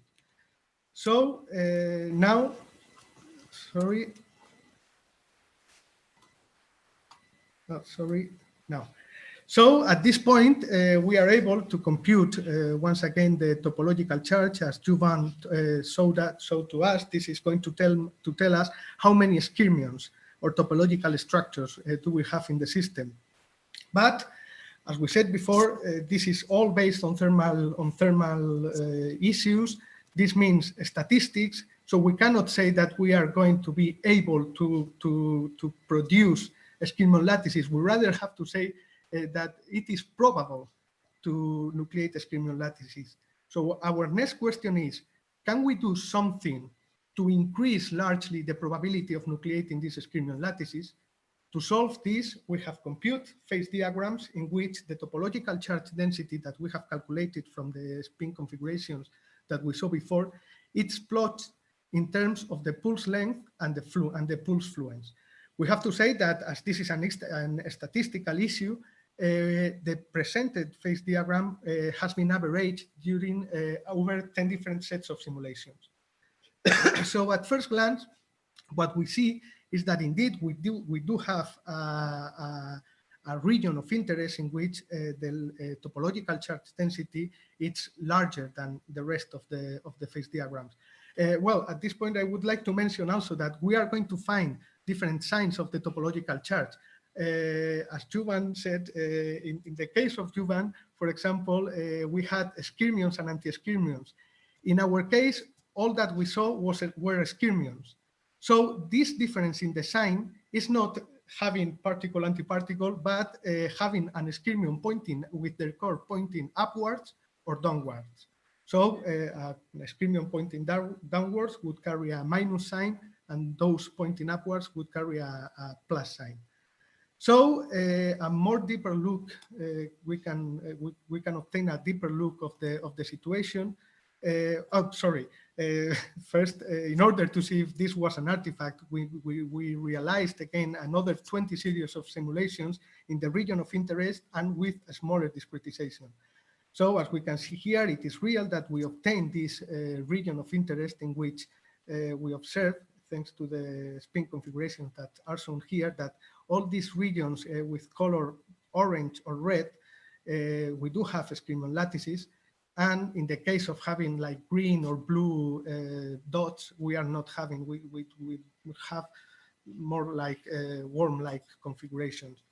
So, as I was telling before, sorry, we can have a deeper look at the situation if we made cuts at selected pulse lengths, and we plot the skyrmion density in terms of the fluence.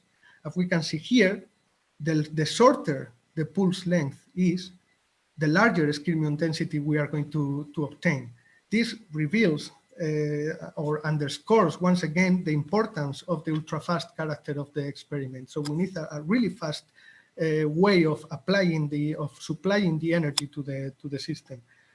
So now we have seen this important part. Why is this region?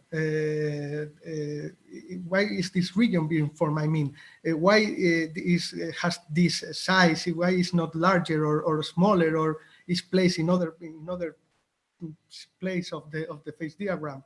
To solve this question, first let me come back once again to the magnetization and the temperature profile of the experiment, and we are going to put the focus on two special points. This is the minimum magnetization reached after the laser pulse is applied and the equilibration temperature. Why are these points important? Well, we have seen that the magnon drops arise during the recovery of the spin correlation.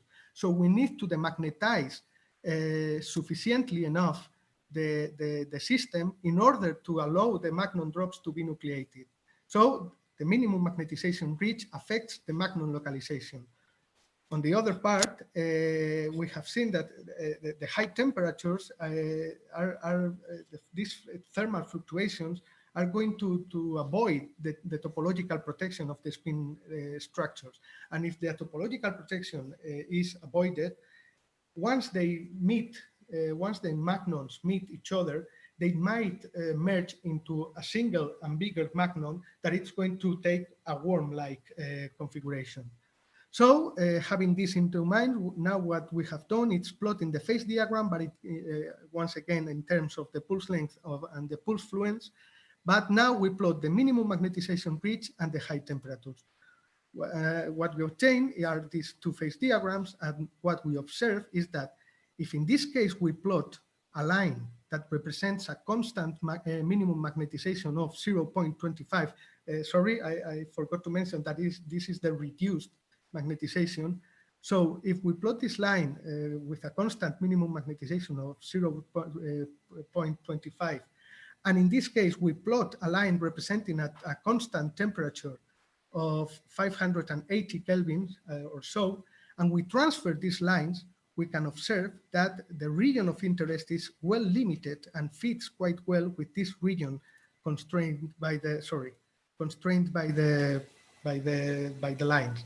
So now we know that in this region, we are not able to nucleate the skyrmion lattices because we are not demagnetizing the system enough so the magnon drops can arise. And in this case, we know that what happens is that the temperatures are so high that prevents the topological protection and promotes the merging of the magnon drops into larger domains that are going to take like worm or labyrinthic shape. So now, is it possible to modify this region to do something else to modify the region of interest? To solve this question, once again, what we did was computing the phase diagrams, but in this case, applying external fields. So first, let me show you the case in which the applied field points parallel to the initial magnetization for the cases of applying a 1 Tesla and 2 Tesla fields. And what we observe is that we are able to increase the region in which the skyrmion lattices are nucleated. Also, please note that the scales, the color bar, it's slightly different. So in this case, we are also able to get larger skyrmion density, which is expected as the skyrmions can be smaller due to external fields. But why is that in this case, we are obtaining this region that before we didn't have any skyrmion here? Why are we having this? Our interpretation is that the external field it's constraining the growth of the magnon.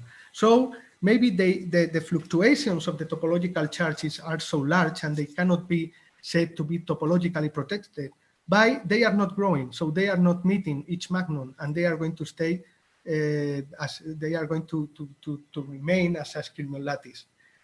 Now let's go to the case in which we apply an external field pointing anti-parallel to the initial magnetization. And in the case of applying a field with a strength of 1 Tesla, we observe a curious thing, that it's that in this case, we can obtain two different kinds of skyrmion lattices. Here, we can obtain skyrmions pointing downwards, and here, with larger fluencies, we can obtain skyrmions pointing upwards. So our interpretation in this case is that here, it would be happening more or less the same that we saw before, but in this case, as we are growing, well, in this case, we need to know that the magnons, the effect of the external field, it's going to promote the growth of the magnons. So in this case, they gain topological protection, and this remain the same. But in these cases, if they are not getting enough topological protection, they are going to merge, and perhaps small pieces of regions pointing upwards are going to be in the middle of the merged magnons. So these are going to be now the skyrmions that we are seeing in this case. This effect it's more evident as long as we increase the pulse, and we see here that we can nucleate for larger fluencies a skyrmion lattice with a large skyrmion density. So with this I finish. In conclusions, we have carried out an atomistic study of the laser pulse of the light-induced nucleation of a skyrmion lattice, and what we see is that what we have seen important is that there are a region of interest, a set of experimentally accessible laser parameters leading to the nucleation of skyrmion lattices. The comparison of the ground states with the laser pulse process reveals that it is necessary to follow an ultra-fast and a highly non-equilibrated process in order to get these skyrmion lattices. And also, what is important is the nucleation of skyrmion lattices. In order to obtain these skyrmion lattices, we need to supply an amount of energy, a minimum amount of energy, enough to demagnetize the system so the magnon drops can grow, can arise, but not a large energy, not larger energies that increase the temperature and avoids the topological protection. So, and before finishing, I would like to acknowledge all the people involved in the development of this work.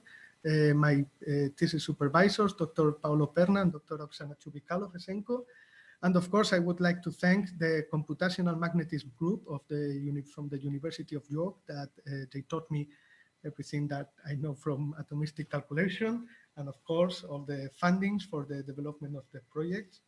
So thank you for your attention. And now if there is any question, I would be pleased to answer. Thank you.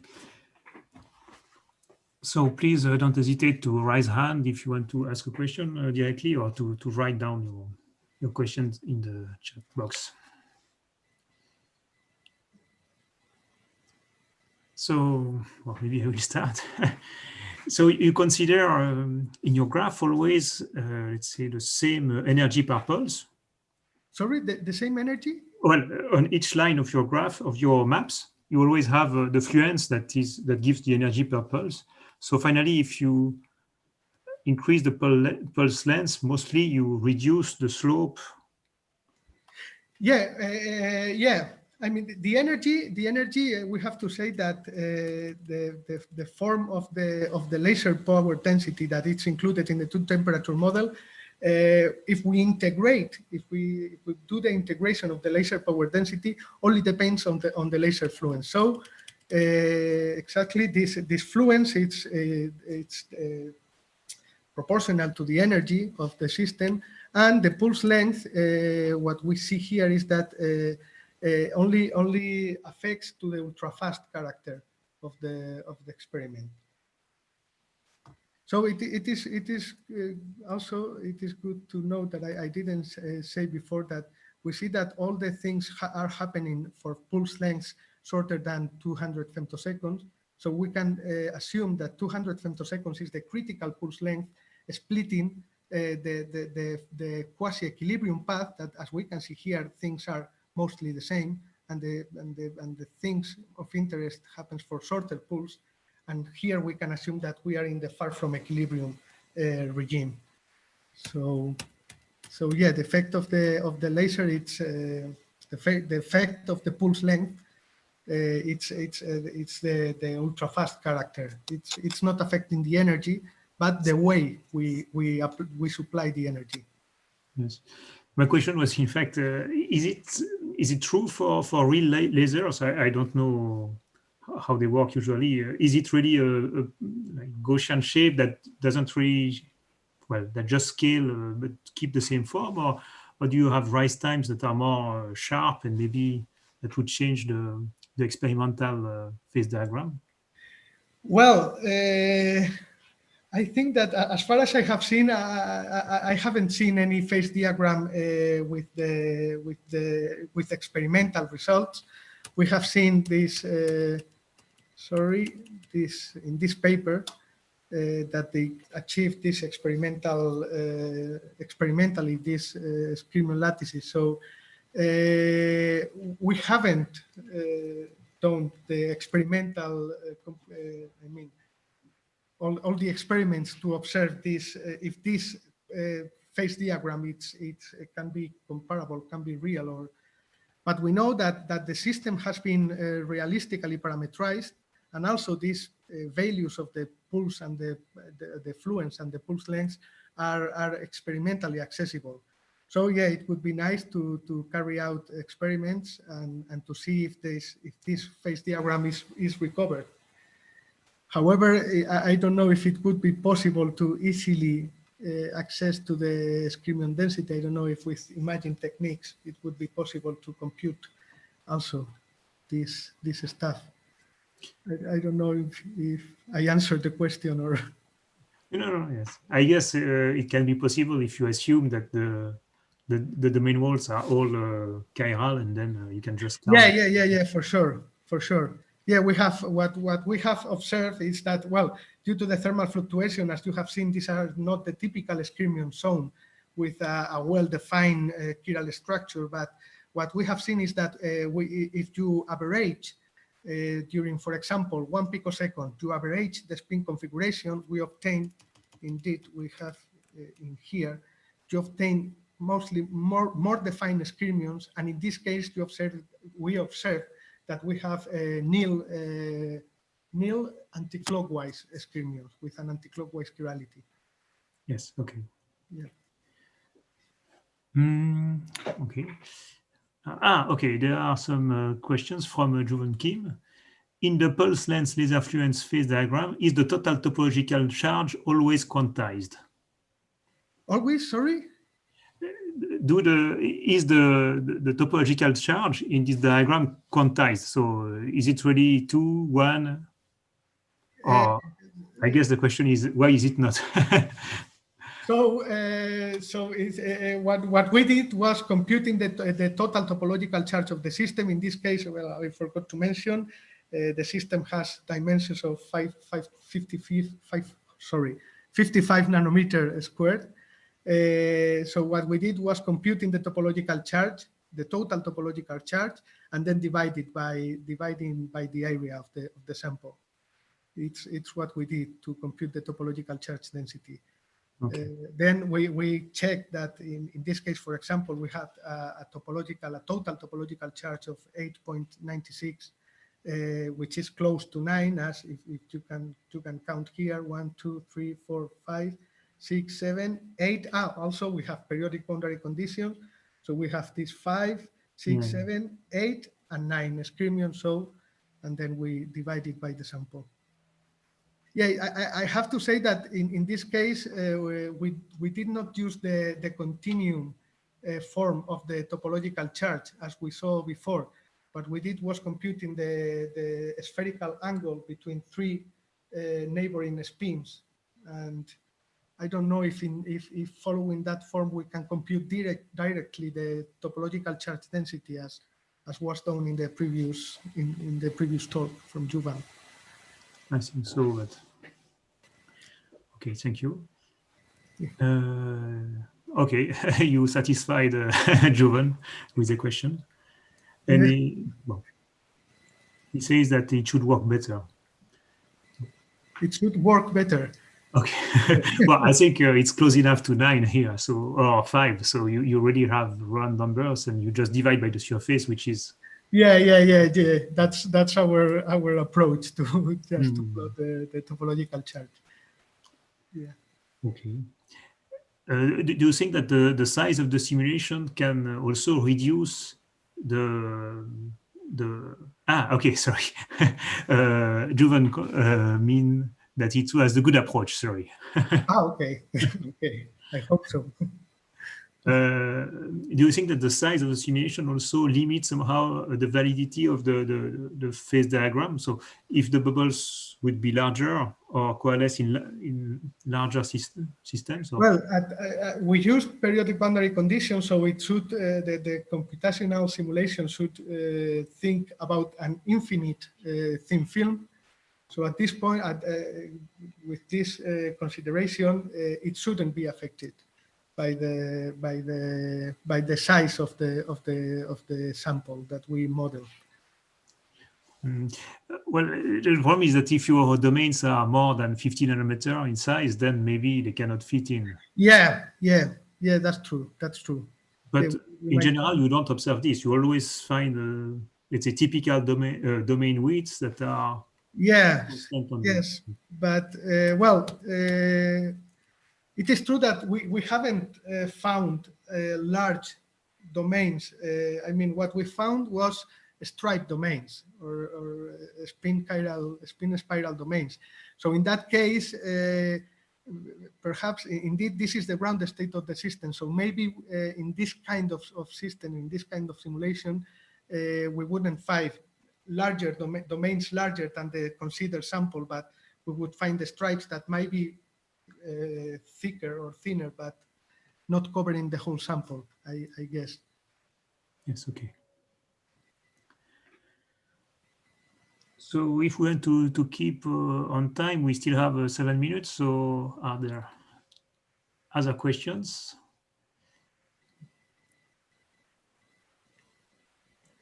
Or maybe people want to have a small break for a coffee.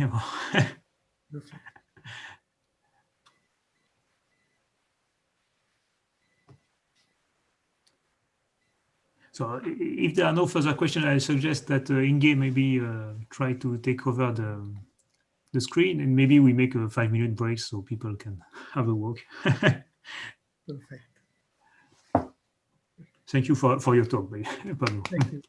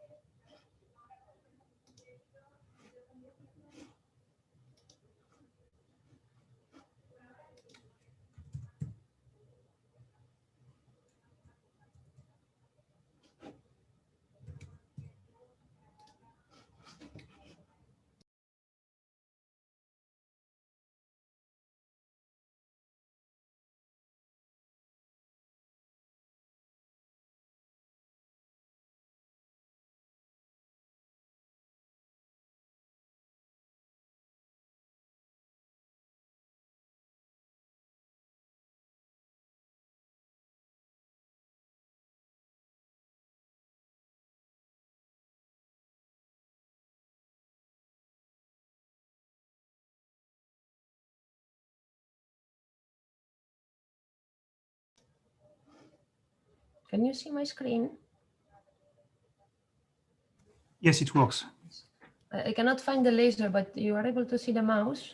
Yes, yes. What you can do maybe is to make a right click on the PowerPoint, and then pointer option, highlighter, no it's pen. It's an old version of same problem then for.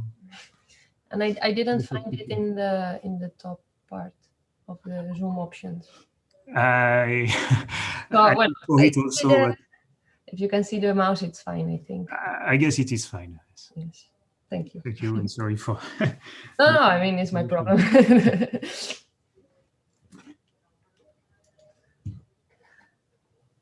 I just wanted to start at the time so people who switch from session can enjoy. Yeah, I understand.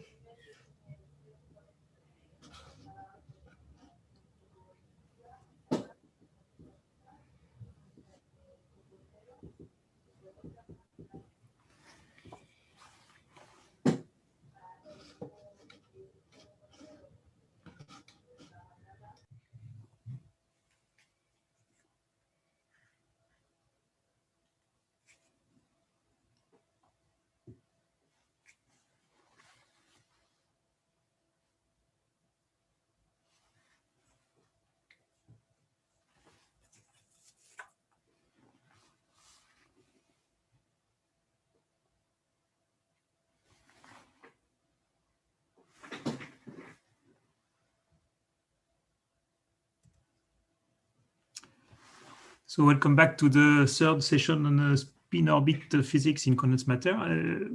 We now have the talk from Inge Grön about spin orbit magnetic state readout in scaled ferromagnetic heavy metal nanostructure. So please, Inge.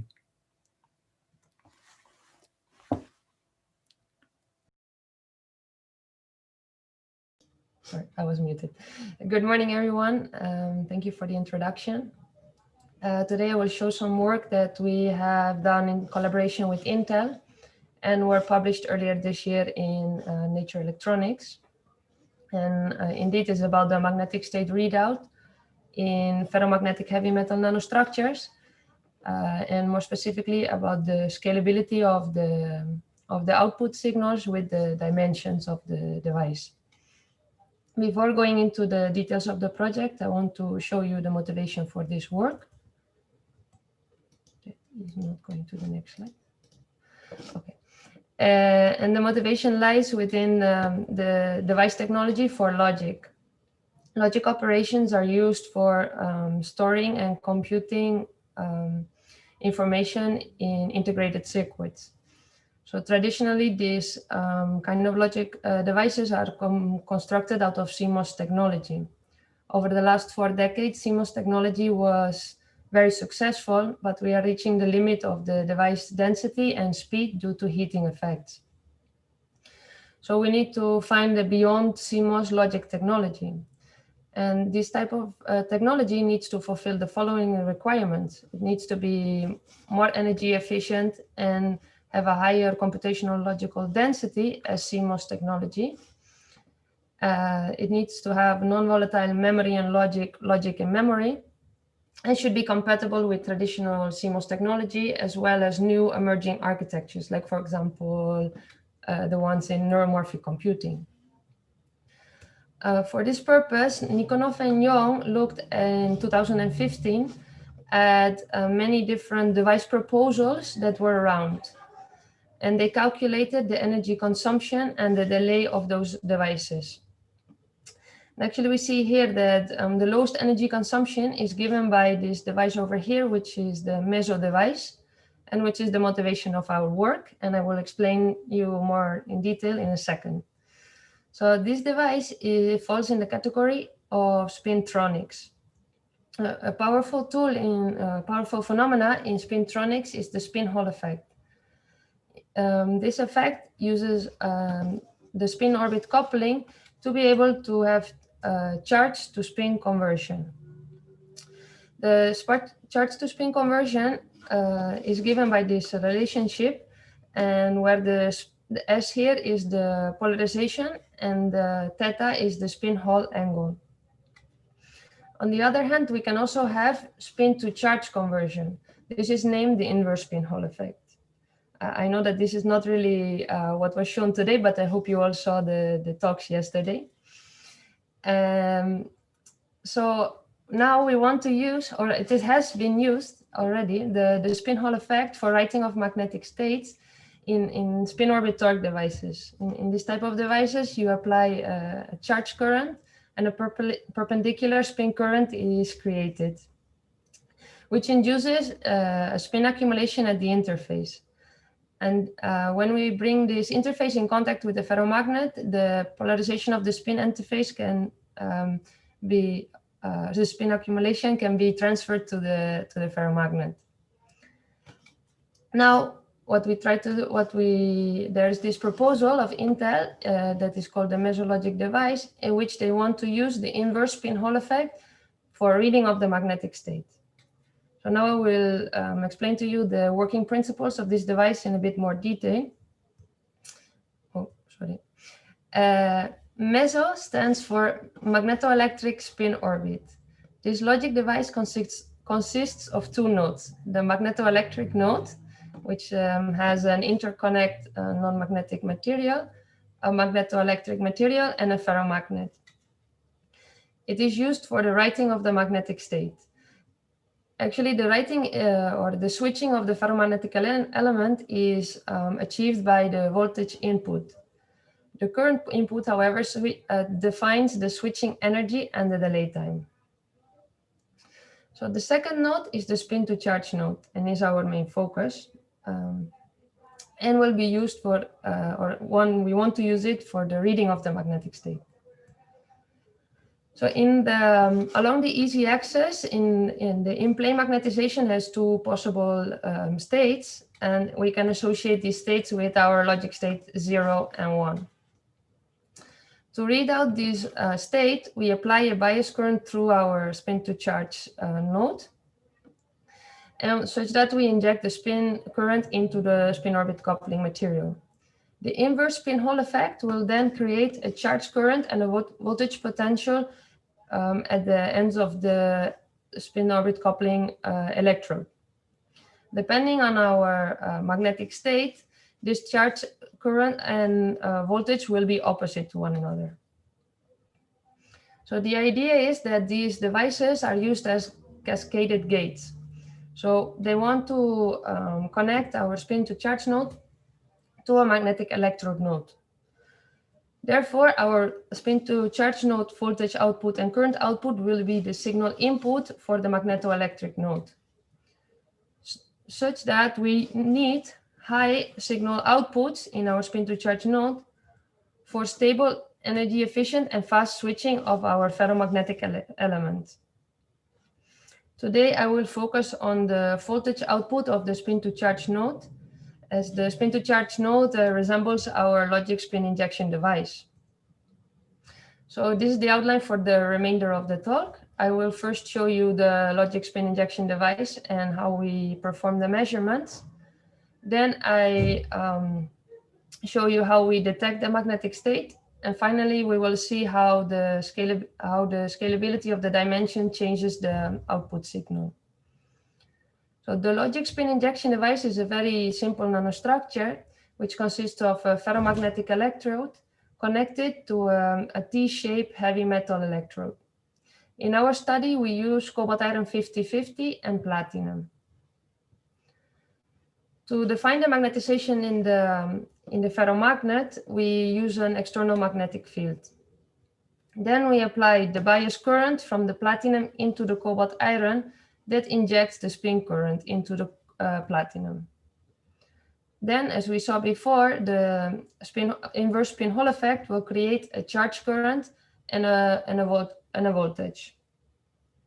So as I said, today we'll focus on the voltage, and we can define and we will define an inverse spin Hall resistance, that is this voltage divided by the bias current that we apply.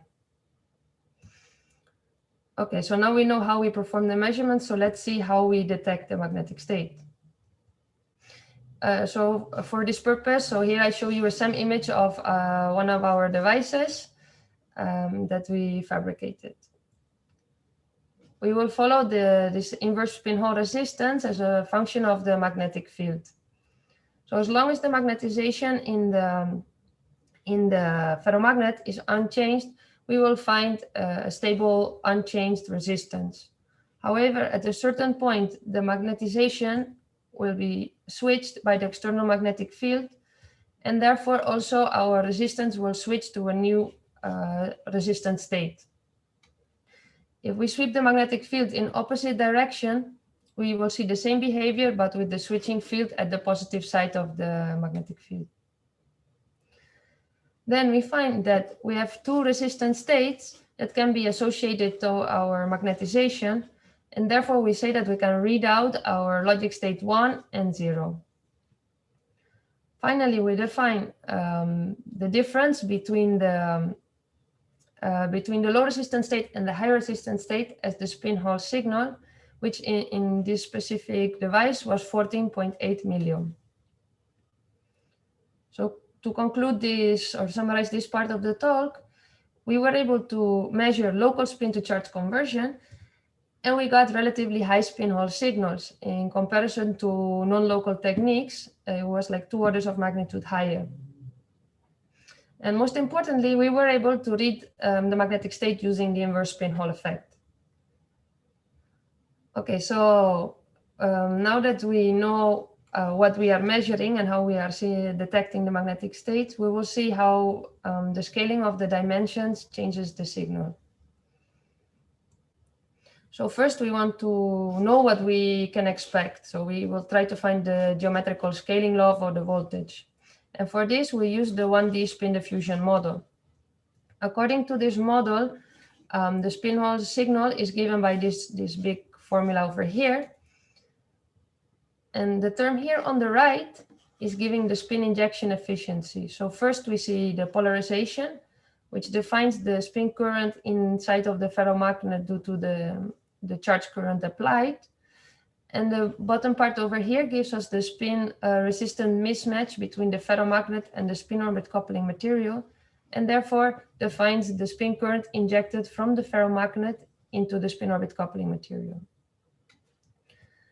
And the other term over here is the spin to charge efficiency.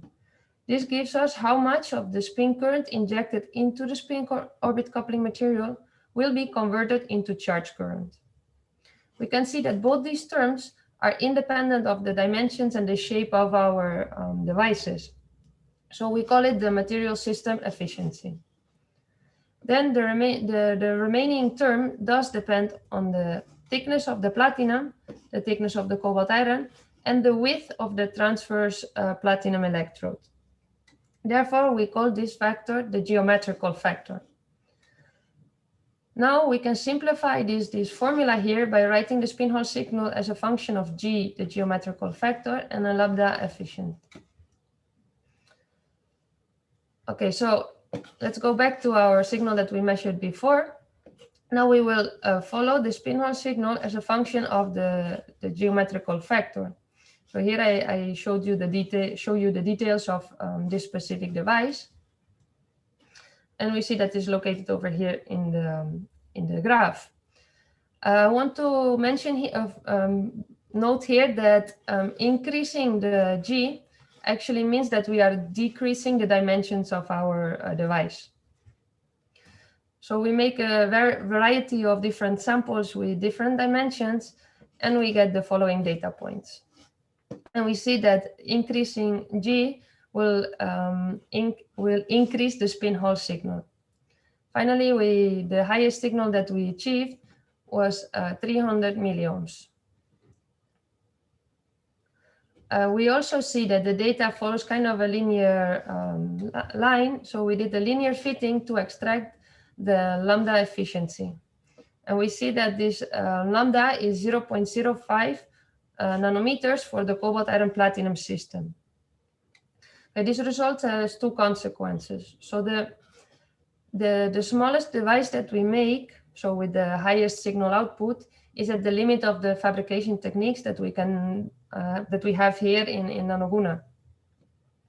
So we are not able to scale down the devices much more. On the other hand, we see that the lambda here is a constant value. So if we keep the cobalt iron platinum structure, we will not be able, with the techniques that we have here, to increase our spin Hall signal. So in order to increase our signal with in Nanoguna with the same or similar dimensions but higher spin Hall signal, we need to adjust our lambda. So here again we see lambda, and now I want you to focus on the spin to charge efficiency in the platinum. That was 0.2 nanometers. So what we can do is we can change the platinum with another material, like for example BS, or spin orbit proximatized graphene molybdenum diselenide, which have a spin to charge efficiency of 10 nanometers.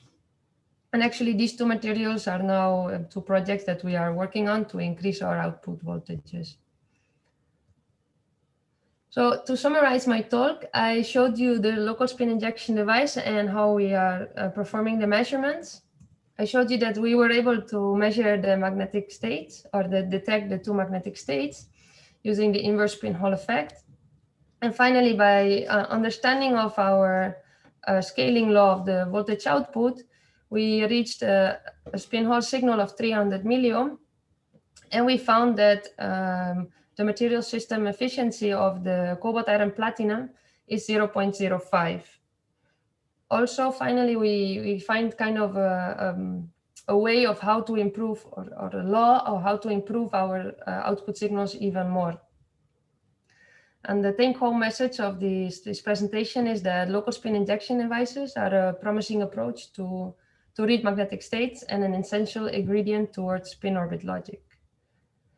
So at the end, I have to thank all the people that were involved in this project, my other co-workers in Nanoguna, Intel for financing my PhD, and you for your attention.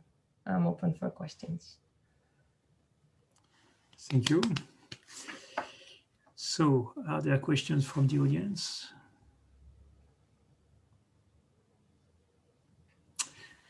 Okay, so we'll start. Here, the lambda that you consider is the lambda, I would say, maybe in the plane, no? Or is it possible that lambda in plane would be different than the lambda out of plane? I mean, because... You mean this efficiency factor that we find for the material system? Yes, somehow, yes. I mean, often people, when they measure the spin diffusion length, it's not the spin diffusion. It is this term, this full term over here. Yes. But inside, it's the lambda soc, for example, is spin diffusion length in the spin diffusion length. Yes. Somehow we find that this value often is constant for systems, and also the rho lambda in metallic systems often is a constant value. So therefore, this lambda always has we find it to be more or less constant. Okay. But for platinum, I understand that it's quite isotropic, but for bismuth selenide, for example, I guess it's another question, no? Yes, it's more complicated for sure. We are working on this, but we don't have results yet, or at least not. We still try to understand how it works in this system. At the moment, we are working with amorphous bismuth selenide, so in that case, it's not. You don't have the topological state and these kind of things, or at least we think we don't have them. So in that case, it would be more isotropic, I guess. But yes, it's true that if we go to this other graphene, molybdenum, or bismuth selenide with topological surface states, it would be different. You have to adjust the... And do you have ideas about the interface effects in these systems? Because I guess also, well, the interface can somehow influence maybe the polarization or the effective polarization from the ferromagnet. I mean, in this system, in the one that I presented. Well, in the one you presented, this interface has been studied already, but yes. Maybe, you can work on somehow on the interface. The project with the graphene molybdenum diselenide, for example, we have to also change the ferromagnet, and in that case we had some problems with the stray fields of the ferromagnet. So we are working on adjusting a bit the design to see if we can manage to get a proper signal output. Okay. So yes, in that case, yes, the interface is more complicated and have more problems. And what is let's say, the final goal for Intel in terms of ohms or volts? Actually, their goal is defined in voltage, so it's 100 millivolts. They want the output. So can you put 0.03 amps in your system? Yeah, no, obviously not. So yeah, you can maybe pulse, or is it supposed to be pulsed or DC? Okay, quasi DC. In our case, we use DC, but in delta mode to reduce the heat effects. Okay. Yeah. Thank you. You're welcome. So if there are no further questions from the audience, no. So I suggest to thank again Inge, and thank you. We switch to the next talk by Igor Markovich. Igor Markovich. Hi there. Yes, hello.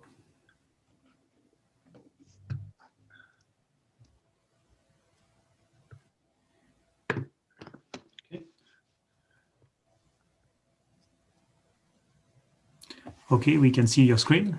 So Igor Markovic will present on electronically driven spin reorientation transition of the correlated polar metal calcium-3, ruthenium-2, oxygen-7. Thank you for the introduction. I'm afraid that the topic of my talk is perhaps a little bit left field in this session, but since I don't have any skyrmions and I will be talking about a single material rather than an interface of different materials. But I hope I can still pique your interest a little bit by showing you a mechanism that we found for a magnetic order transition in calcium ruthenate, which is dictated by the spin orbit effects in the electronic band structure of the material itself. And so I would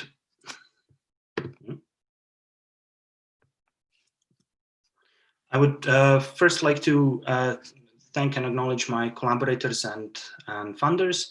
So the bulk of the work, of the experimental work, was done in the angle-resolved photoemission spectroscopy group at the University of St. Andrews, but it was all in close collaboration with the Max Planck Institute for Chemical Physics of Solids in Dresden in Germany, both in experimental terms, in terms of sample preparation, and in terms of DFT calculations that I will show later. The photoemission spectroscopy experiments that I will briefly describe in a moment were performed at Max 4 and Diamond Light Source synchrotrons in Sweden and in the UK, respectively. So let me now just briefly introduce you to the technique. So angle-resolved photoemission spectroscopy, or ARPES, utilizes the photoelectric effect to excite electrons out of materials, and then by detecting them in an angle and energy-resolved way, we can obtain the information about the dispersion relation of the electrons as they had it within the material itself, and so effectively measure the material electronic structure. We can also predict the electronic structure using density functional theory calculations, and the combination of the theoretical predictions and experimental measurements can often yield valuable insights into the physics involved. And in particular here, the freedom of controlling the calculation will give us insights into what happens with spin orbit coupling and magnetic order in this material. And so in previous talks in this session, you have heard a lot about combining materials which have strong spin orbit coupling and materials which show strong interactions and magnetism. And since those two effects essentially grow in opposite directions in the periodic system, they're often just found predominantly one or the other. What I would like to show you is a material in which they appear on more or less equal terms, and the as an example, so the ruthenium is 4D transition metal, where the strengths of these two effects appear in sort of similar strengths. And so the ruthenate material that we studied is calcium ruthenate in this bilayer perovskite structure, and the crystal structure, due to the small size of the calcium ion, hosts sizable rotations of the ruthenium oxide octahedra, both in plane, so around the c-axis of the crystal, and out of plane tilts, which are around the b-axis of the crystal. And I would just like to draw your attention to this tilt mode because it will prove to be important for the mechanism itself that I will describe later in the talk. As can be expected of transition metal systems where there are a multitude of competing degrees of freedom, in calcium ruthenate we see a sequence of phase transitions taking place. And so the system first orders antiferromagnetically at a Néel temperature of around 56 Kelvin. And the nature of the order is such that the magnetic moments are ferromagnetically aligned within the bilayer, and then the bilayers are antiferromagnetically coupled between themselves, and the magnetic moment lies in plane along the crystallographic A direction. The system then undergoes a subsequent phase transition with cooling, where the nature of the antiferromagnetic order is preserved, but the magnetic moments reorient in plane from the crystallographic A to the crystallographic B direction at about 48 Kelvin. And this transition is also accompanied by a slight structural squashing of the unit cell and a noticeable change in transport properties of the material itself as well. And it is this phase transition that has been studied quite a lot in the recent years, and there is not yet a full consensus on everything that goes on. So I'd like to present our interpretation of the mechanism that we have seen from measuring the electronic structure with angular resolved photoemission spectroscopy and doing DFT calculations. So first, to show you what happens at a transition, I would first like to introduce the ground state electronic structure. And the bands near the Fermi level are essentially all coming from the ruthenium T2G manifold. It ends up being a relatively complicated band structure due to the magnetic order and the octahedral rotations that I mentioned before. But if we look closer to the Fermi level, we can identify several key features that I will keep mentioning in the rest of the talk. First of those is this somewhat triangular hole-like band that is close to the edge of the Brillouin zone near the MY point. So we can see the similar feature in the calculation and in the experiment. At the 90-degree oriented edge of the Brillouin zone at the MX point, we see a small electron-like pocket appearing again similarly in the calculation and in the experiment.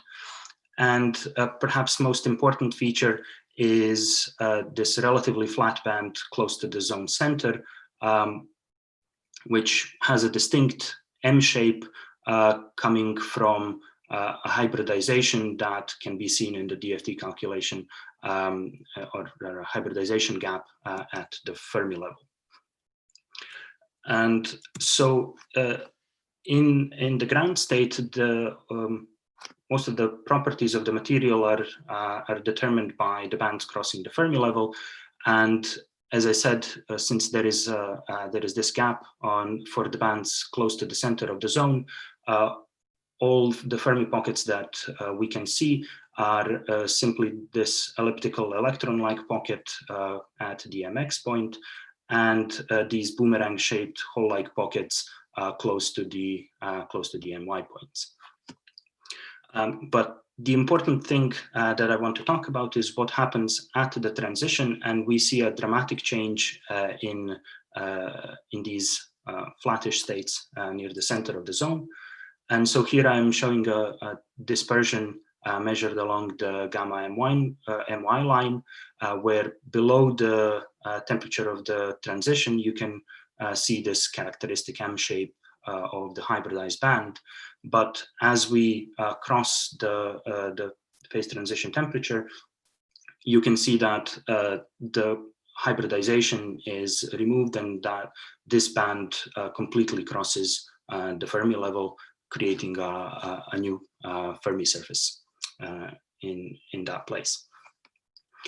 So to try and get some further understanding of the mechanism of this transition and reconcile what we observe in the electronic structure with what we know about the magnetic structure of the system across the transition, we performed DFT calculations. And so in the first instance, it is useful to compare the calculations performed in the configuration of the low temperature phase, where we can see the clear gap near the center of the zone, and the calculation in the configuration of the high temperature phase, where we can clearly see that the hybridization has been removed and that the bands cross cleanly through each other and through the Fermi level.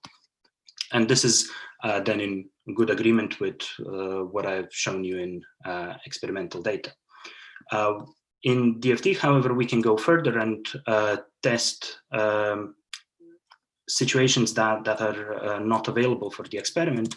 For example, we can do a calculation without spin-orbit coupling, and in that case, we see that this hybridization gap appears between states that belong to the majority and minority spin states of the magnetic order, and hence the gap that opens has to be spin orbit, has to be coming from a spin orbit type interaction.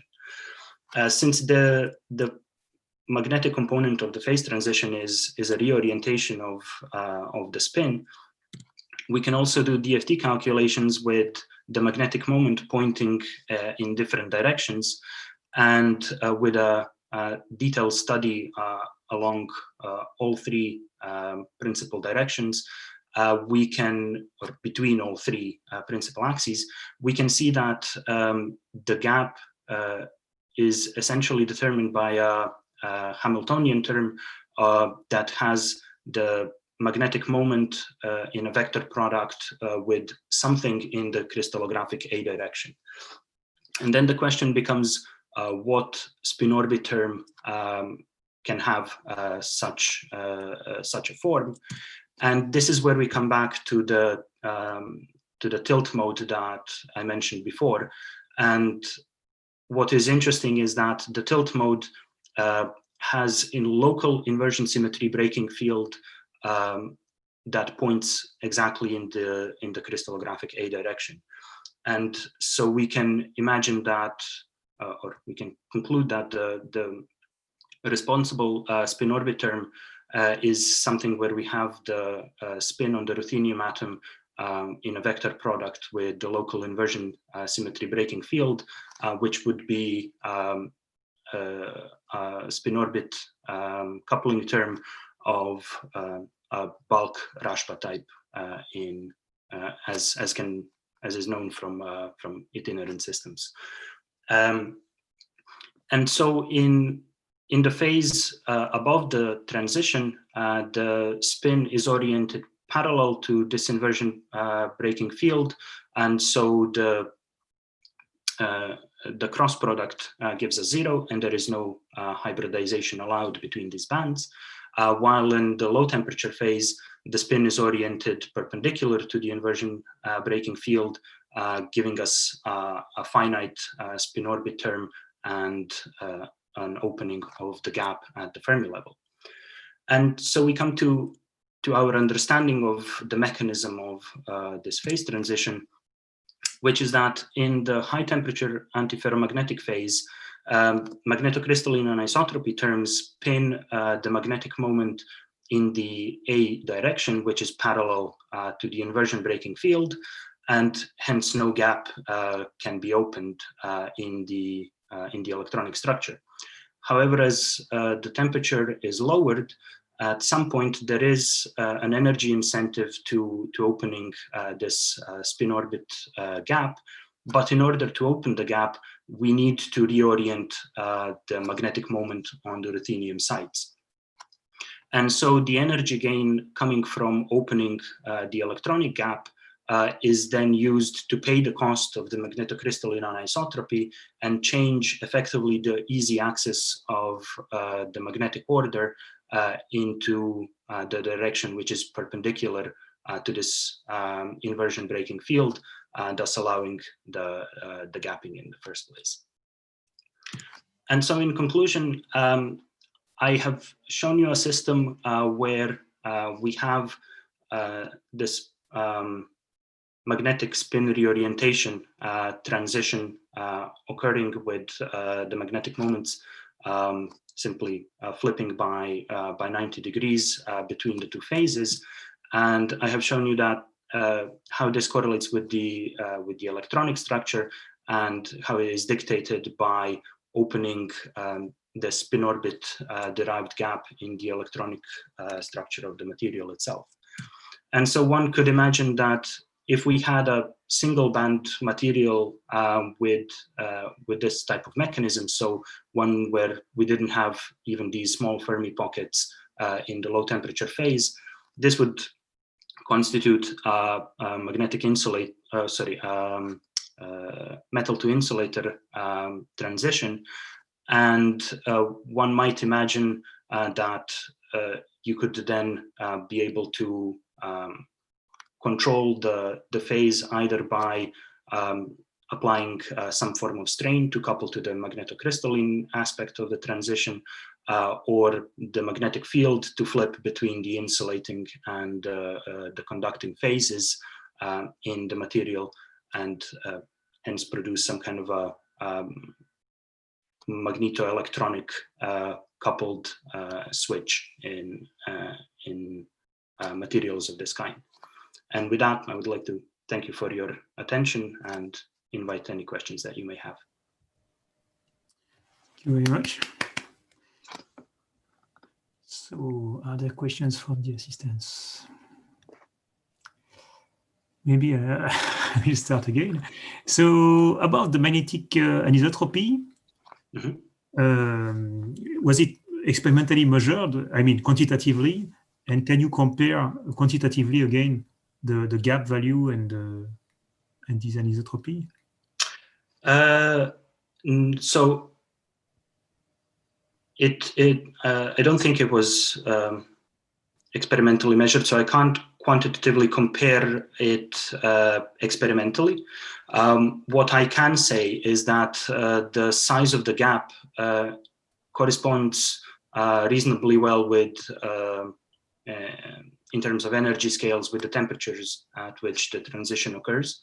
And the DFT calculation of the magnetic anisotropy, which is probably a bit more involved because, or not as necessarily as transparent, but that magnetic anisotropy in DFT appears to be on a much lower energy scale than the gap.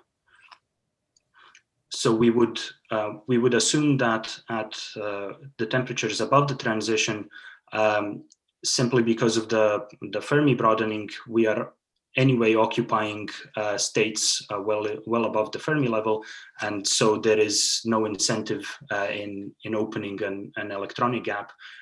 But with cooling down enough, we get a narrowing of the Fermi edge, and at that point there is an energy incentive in opening a gap, because you would get an energy gain since you wouldn't populate the gapped states above the Fermi level. And in that case, the energy gain that we get from gapping the electronic spectrum can then sort of come into play at all and come into the mix. And since it is much bigger than the, or what we estimate from DFT, much bigger than the magnetocrystalline anisotropy, it will be able to pay that cost and reorient the spins. Okay, thank you for this clarification. There is a question from Juan de la Figuera about the other transition, and also how do you force the DFT calculation for below TS and above TS structures? So by the other transition, I will assume you mean the Nel transition. Essentially, in our experiments, which I can show here. So here are this is the measured electronic structure for 4 different temperatures, and on the left are 2 temperatures in the ground state, so below the spin reorientation transition, while the 2 temperatures on the right are above. But the Nel transition actually happens in between here at 56 Kelvin. And you can see that we simply don't see any qualitative difference in the electronic structure as measured between the magnetically ordered and disordered phases. As for the second question of how we do a DFT calculation for configurations above and below the phase transition. So obviously, bare DFT in itself is a T=0 technique. So what we do to simulate the phases here is simply impose the exact structure. So as I mentioned, there is a slight change in the unit cell, or in the shape and size of the unit cell across this transition. So we impose the exact structure for the respective phase, and we also impose the exact, or rather, we impose the magnetic order along the respective axes. So for the temperature below the transition, we use the experimentally determined crystal structure below the transition and magnetic moments pointing in the B direction. And above the transition, we use the experimentally determined crystal structure there with magnetic moments oriented in the A direction. And so in that way, we can simulate the differences between the 2 phases. And we can show that the gap is purely dependent on the orientation of the spin and not, as one might expect, on the structural aspect of the transition. Okay, thank you. I think we should switch to the final talk of this mini colloquium. So please, at the end of the colloquium, stay online because the organizers would like a picture of all the participants of the mini colloquium on spin-orbit physics, condensed matter. So please stay after the last talk and just switch on your camera for the picture. So the last talk is by Adriana Figueroa on XMCD in topologic insulator interface with rare earth iron garnets. Please.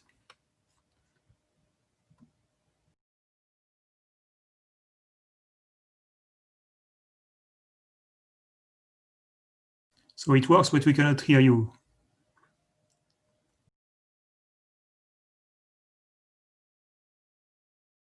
You are muted.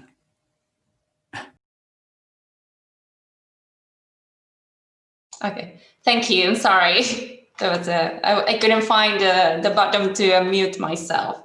So thank you very much, Nicola, and everyone for joining this session. I'm going to start by a quick introduction of what topological insulators are, because this session's been more about skyrmions and interfaces, but well, I would like to give a brief introduction about TIs. So TIs are materials that are that are insulated in the bulk, but they have topologically protected conducting surface states. Sorry about that. At the surface, which result from the large spin-orbit interaction, and they are spin momentum locked that are protected by time reversal symmetry. And what happens is that in these materials, they are interesting if we break such a time reversal symmetry, because there are very important and relevant phenomena that appear at this if we break time reversal symmetry. For example, if we introduce a magnetic order in the material, we can observe interesting magnetoelectric or quantum phenomena like the quantum anomalous Hall effect that is characterized by the opening of a gap at the Dirac point of the material and the suppression of one of these spin polarized surface states. And this is relevant and interesting, for example, for spintronic applications. And how can we do that? How can we break time reversal symmetry? Well, there are different approaches and different methods to do so, and that had been explored throughout the years. And one of the options is to dope the materials with magnetic impurities. But it's more interesting or more useful for the electronic properties of these materials to use proximity with ferromagnetic layers that could introduce some sort of magnetism or some magnetic order in the materials. So it's best to use, in this case, magnetic insulators because they preserve the electronic character, the conductive character of the surface states. And the first studies and works that were performing heat structures of topological insulators with magnetic insulators used, for example, europium sulfide, which is a well-known magnetic insulator that has a Curie temperature of about 15 Kelvin. And there were very intense works in these heat structures, both theoretically and experimentally, using a wide variety of experimental techniques. And for example, in magnetotransport, and also with polarized neutral reflectivity and muon spectroscopy, and so on and so on. And then what they observed was unusual magnetism at these interfaces. In particular, they observed ferromagnetism up to room temperature, even though, as I said, europium sulfide is magnetic only below 15 Kelvin. And they also observed some sort of favorable out-of-plane anisotropy at these heat structures. And more remarkably, they observed enhanced magnetic signal within the TI. And then soon after, other magnetic insulators were explored to interface with the TIs, and similar behavior was observed. And for example, they had been used rare earth iron garnets, which is what I'm going to talk about today. For example, these two systems, the yttrium iron garnet, known as YIG, and thulium iron garnet, known as TIG, which are materials that have the advantage is that they are magnetic, or in this case, ferromagnetic, at room temperature, and because they have a Curie temperature above room temperature. So similar proximity-induced exchange splitting at the TI was observed by magnetotransport or dynamic measurements. And for example, for the TIG interface with the TIs, it was observed that there is ferromagnetism on this system above 400 Kelvin, observed in, for example, as a signature of anomalous Hall effect in these heat structures. And in the case of the YIG with the TI, this is observed down to below 100 Kelvin, but for TIG, it was observed up to 400 Kelvin. And then also in magnetotransport, there were evidences of exchange Dirac gap in which is signature of this time reversal symmetry breaking, which is very interesting, as I said, for observation of quantum and a novel quantum phenomena like the quantum anomalous Hall effect. However, if we see all these experimental techniques that were used, they are macroscopic in the sense that they cannot see what happened, or like they cannot explore what happens selectively on each of the interfaces. So we are interested in a technique that can allow us to observe what happens in the TI and what happens in the magnetic insulator in a selective way. And that's why we are interested in performing measurements of X-ray magnetic circular dichroism in a synchrotron radiation facility, because it's a very powerful technique that allows us to study selectively how is the magnetism on each of the layers that we have in our ether structure by tuning the energy of the absorbing atom that we are exploring that we are studying during the experiment. In that sense, what we are interested in answering with XMCD is whether there is induced magnetism in the TI by proximity with the iron garnet. And for this, we prepared samples that we took to Soleil synchrotron in France, and then we measured with different conditions, and particularly we tuned the energy to study not only the iron edge on the YIG and TIG layer, but also those absorption edges of the TI. And those are the results that I'm going to show today. So first, I want to give a very, very brief introduction to the samples that we took. So these samples are grown, these are thin films. So first we grow what we call what is the iron garnet, the layer of the iron garnet is grown by pulse laser deposition. So the YIG samples are grown on gadolinium gallium garnet substrates, and they are grown here at ICN2 in Barcelona. And the thulium iron garnets are grown on substituted GGG substrates, which is performed in collaboration with the people in ETH Zurich. So they provide the TIG samples for us. And then once we have grown the garnets by PLD, we take them to our MBE system to grow the TIs on top. The TIs belong to this family of the bismuth, antimony, selenium, tellurium chalcogenides. And then we grow a thin film of the TIs on top of these garnets, and then we take them to our experiment at the synchrotron. Just quickly to show you the nice quality of the samples that we achieved. As for the samples grown GGG, which are the YIG samples, we need to precondition the substrates to make sure that we have a flat surface to where the YIG grows on top, and then we achieve a nice crystalline YIG layer with a very, very low roughness and very nice crystal quality that is revealed by X-ray diffraction.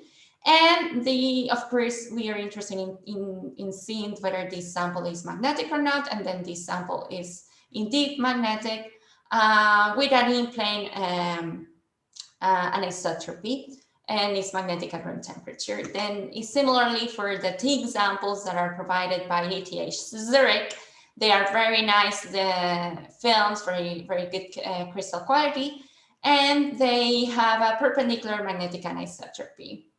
Now, we take these, as I said, we take these garnets to our MBE machine to grow our TI, and we use an approach that is called a two-step growth, which means that we grow a very thin layer of the TI at low temperature, in this case 100 degrees C, and then we anneal to a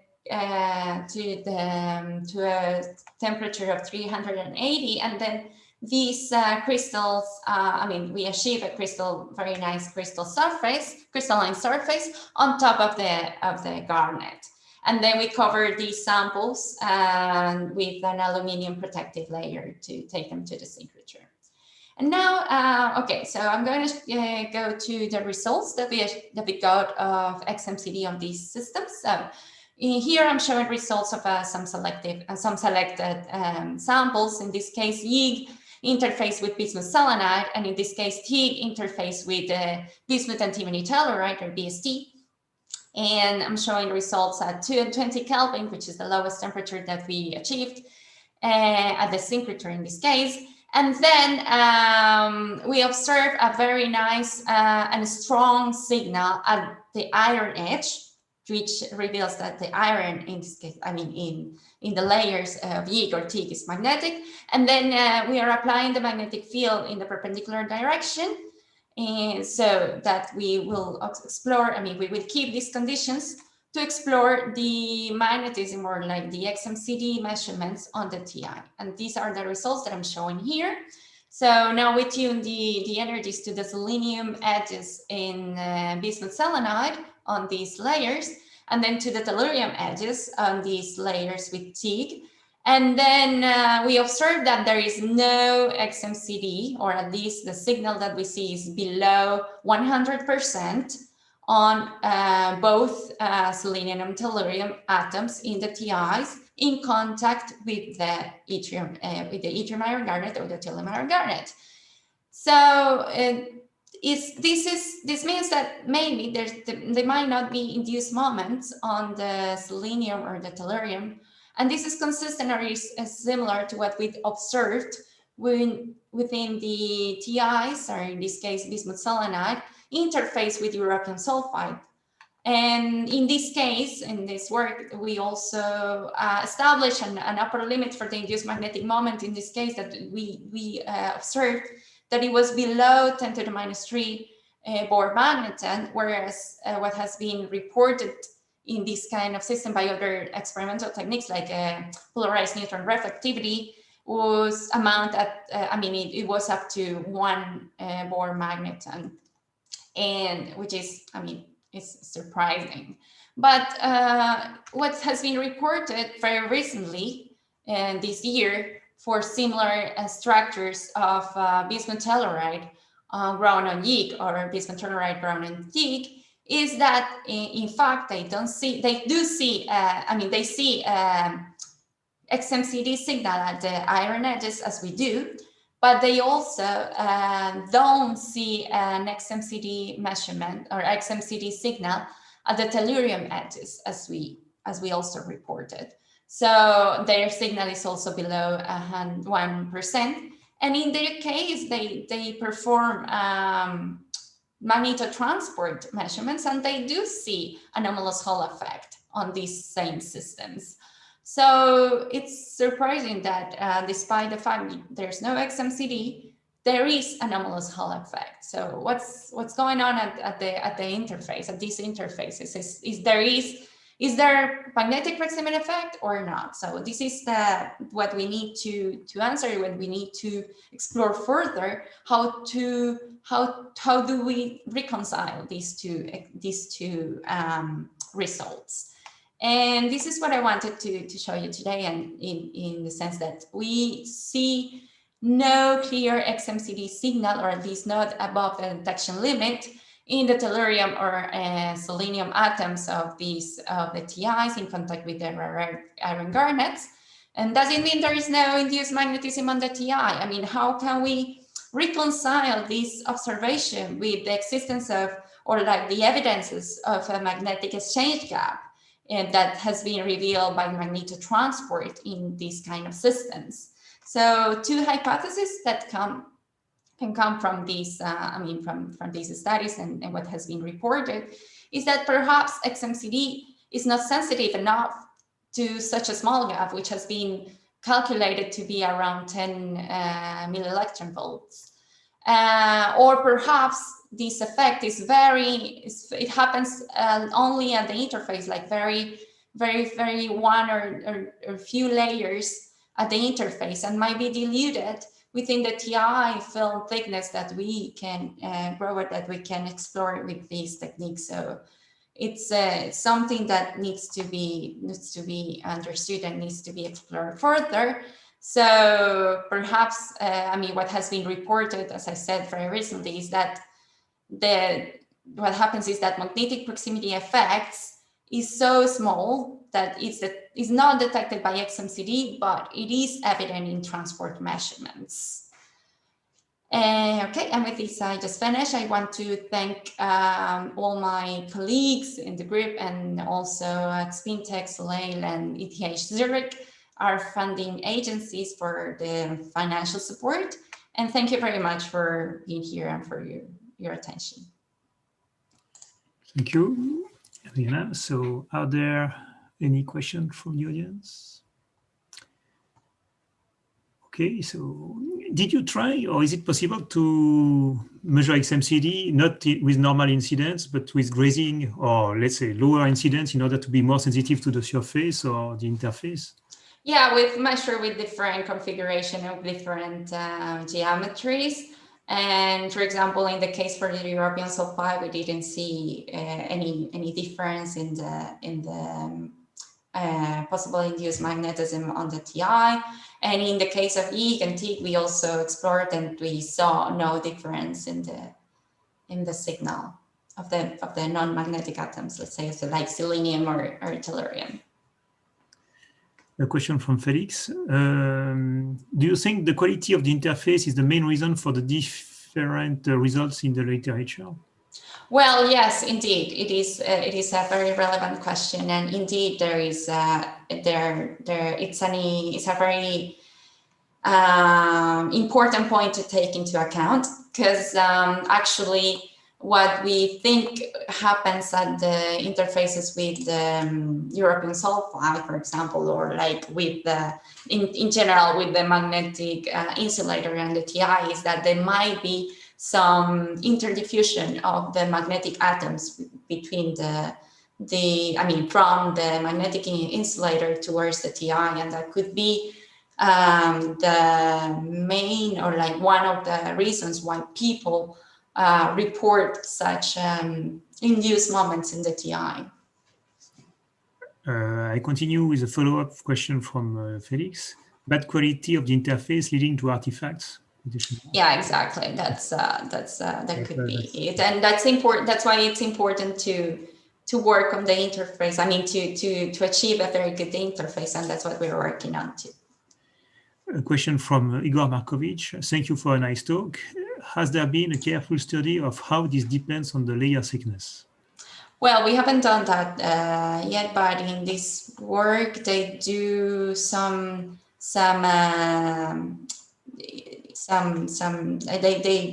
they report some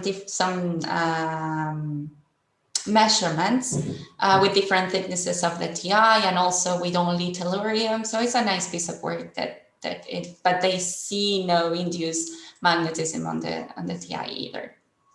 Okay, maybe at least not by XMCD. That's what I'm saying. Last question, maybe from Saul Velez. Did you consider explaining the anomalous Hall effect signal originating from the SMR, spin current generated by the surface states of the TI? If I consider explaining? Yes. Could there is another question, maybe on the same direction, by Amilcar Bedoya Pinto. Could the anomalous Hall effect could be explained also by a defective conducting layer at the YIG surface? Oh yes, exactly. So we think that there might be other mechanism at the surface of YIG that could be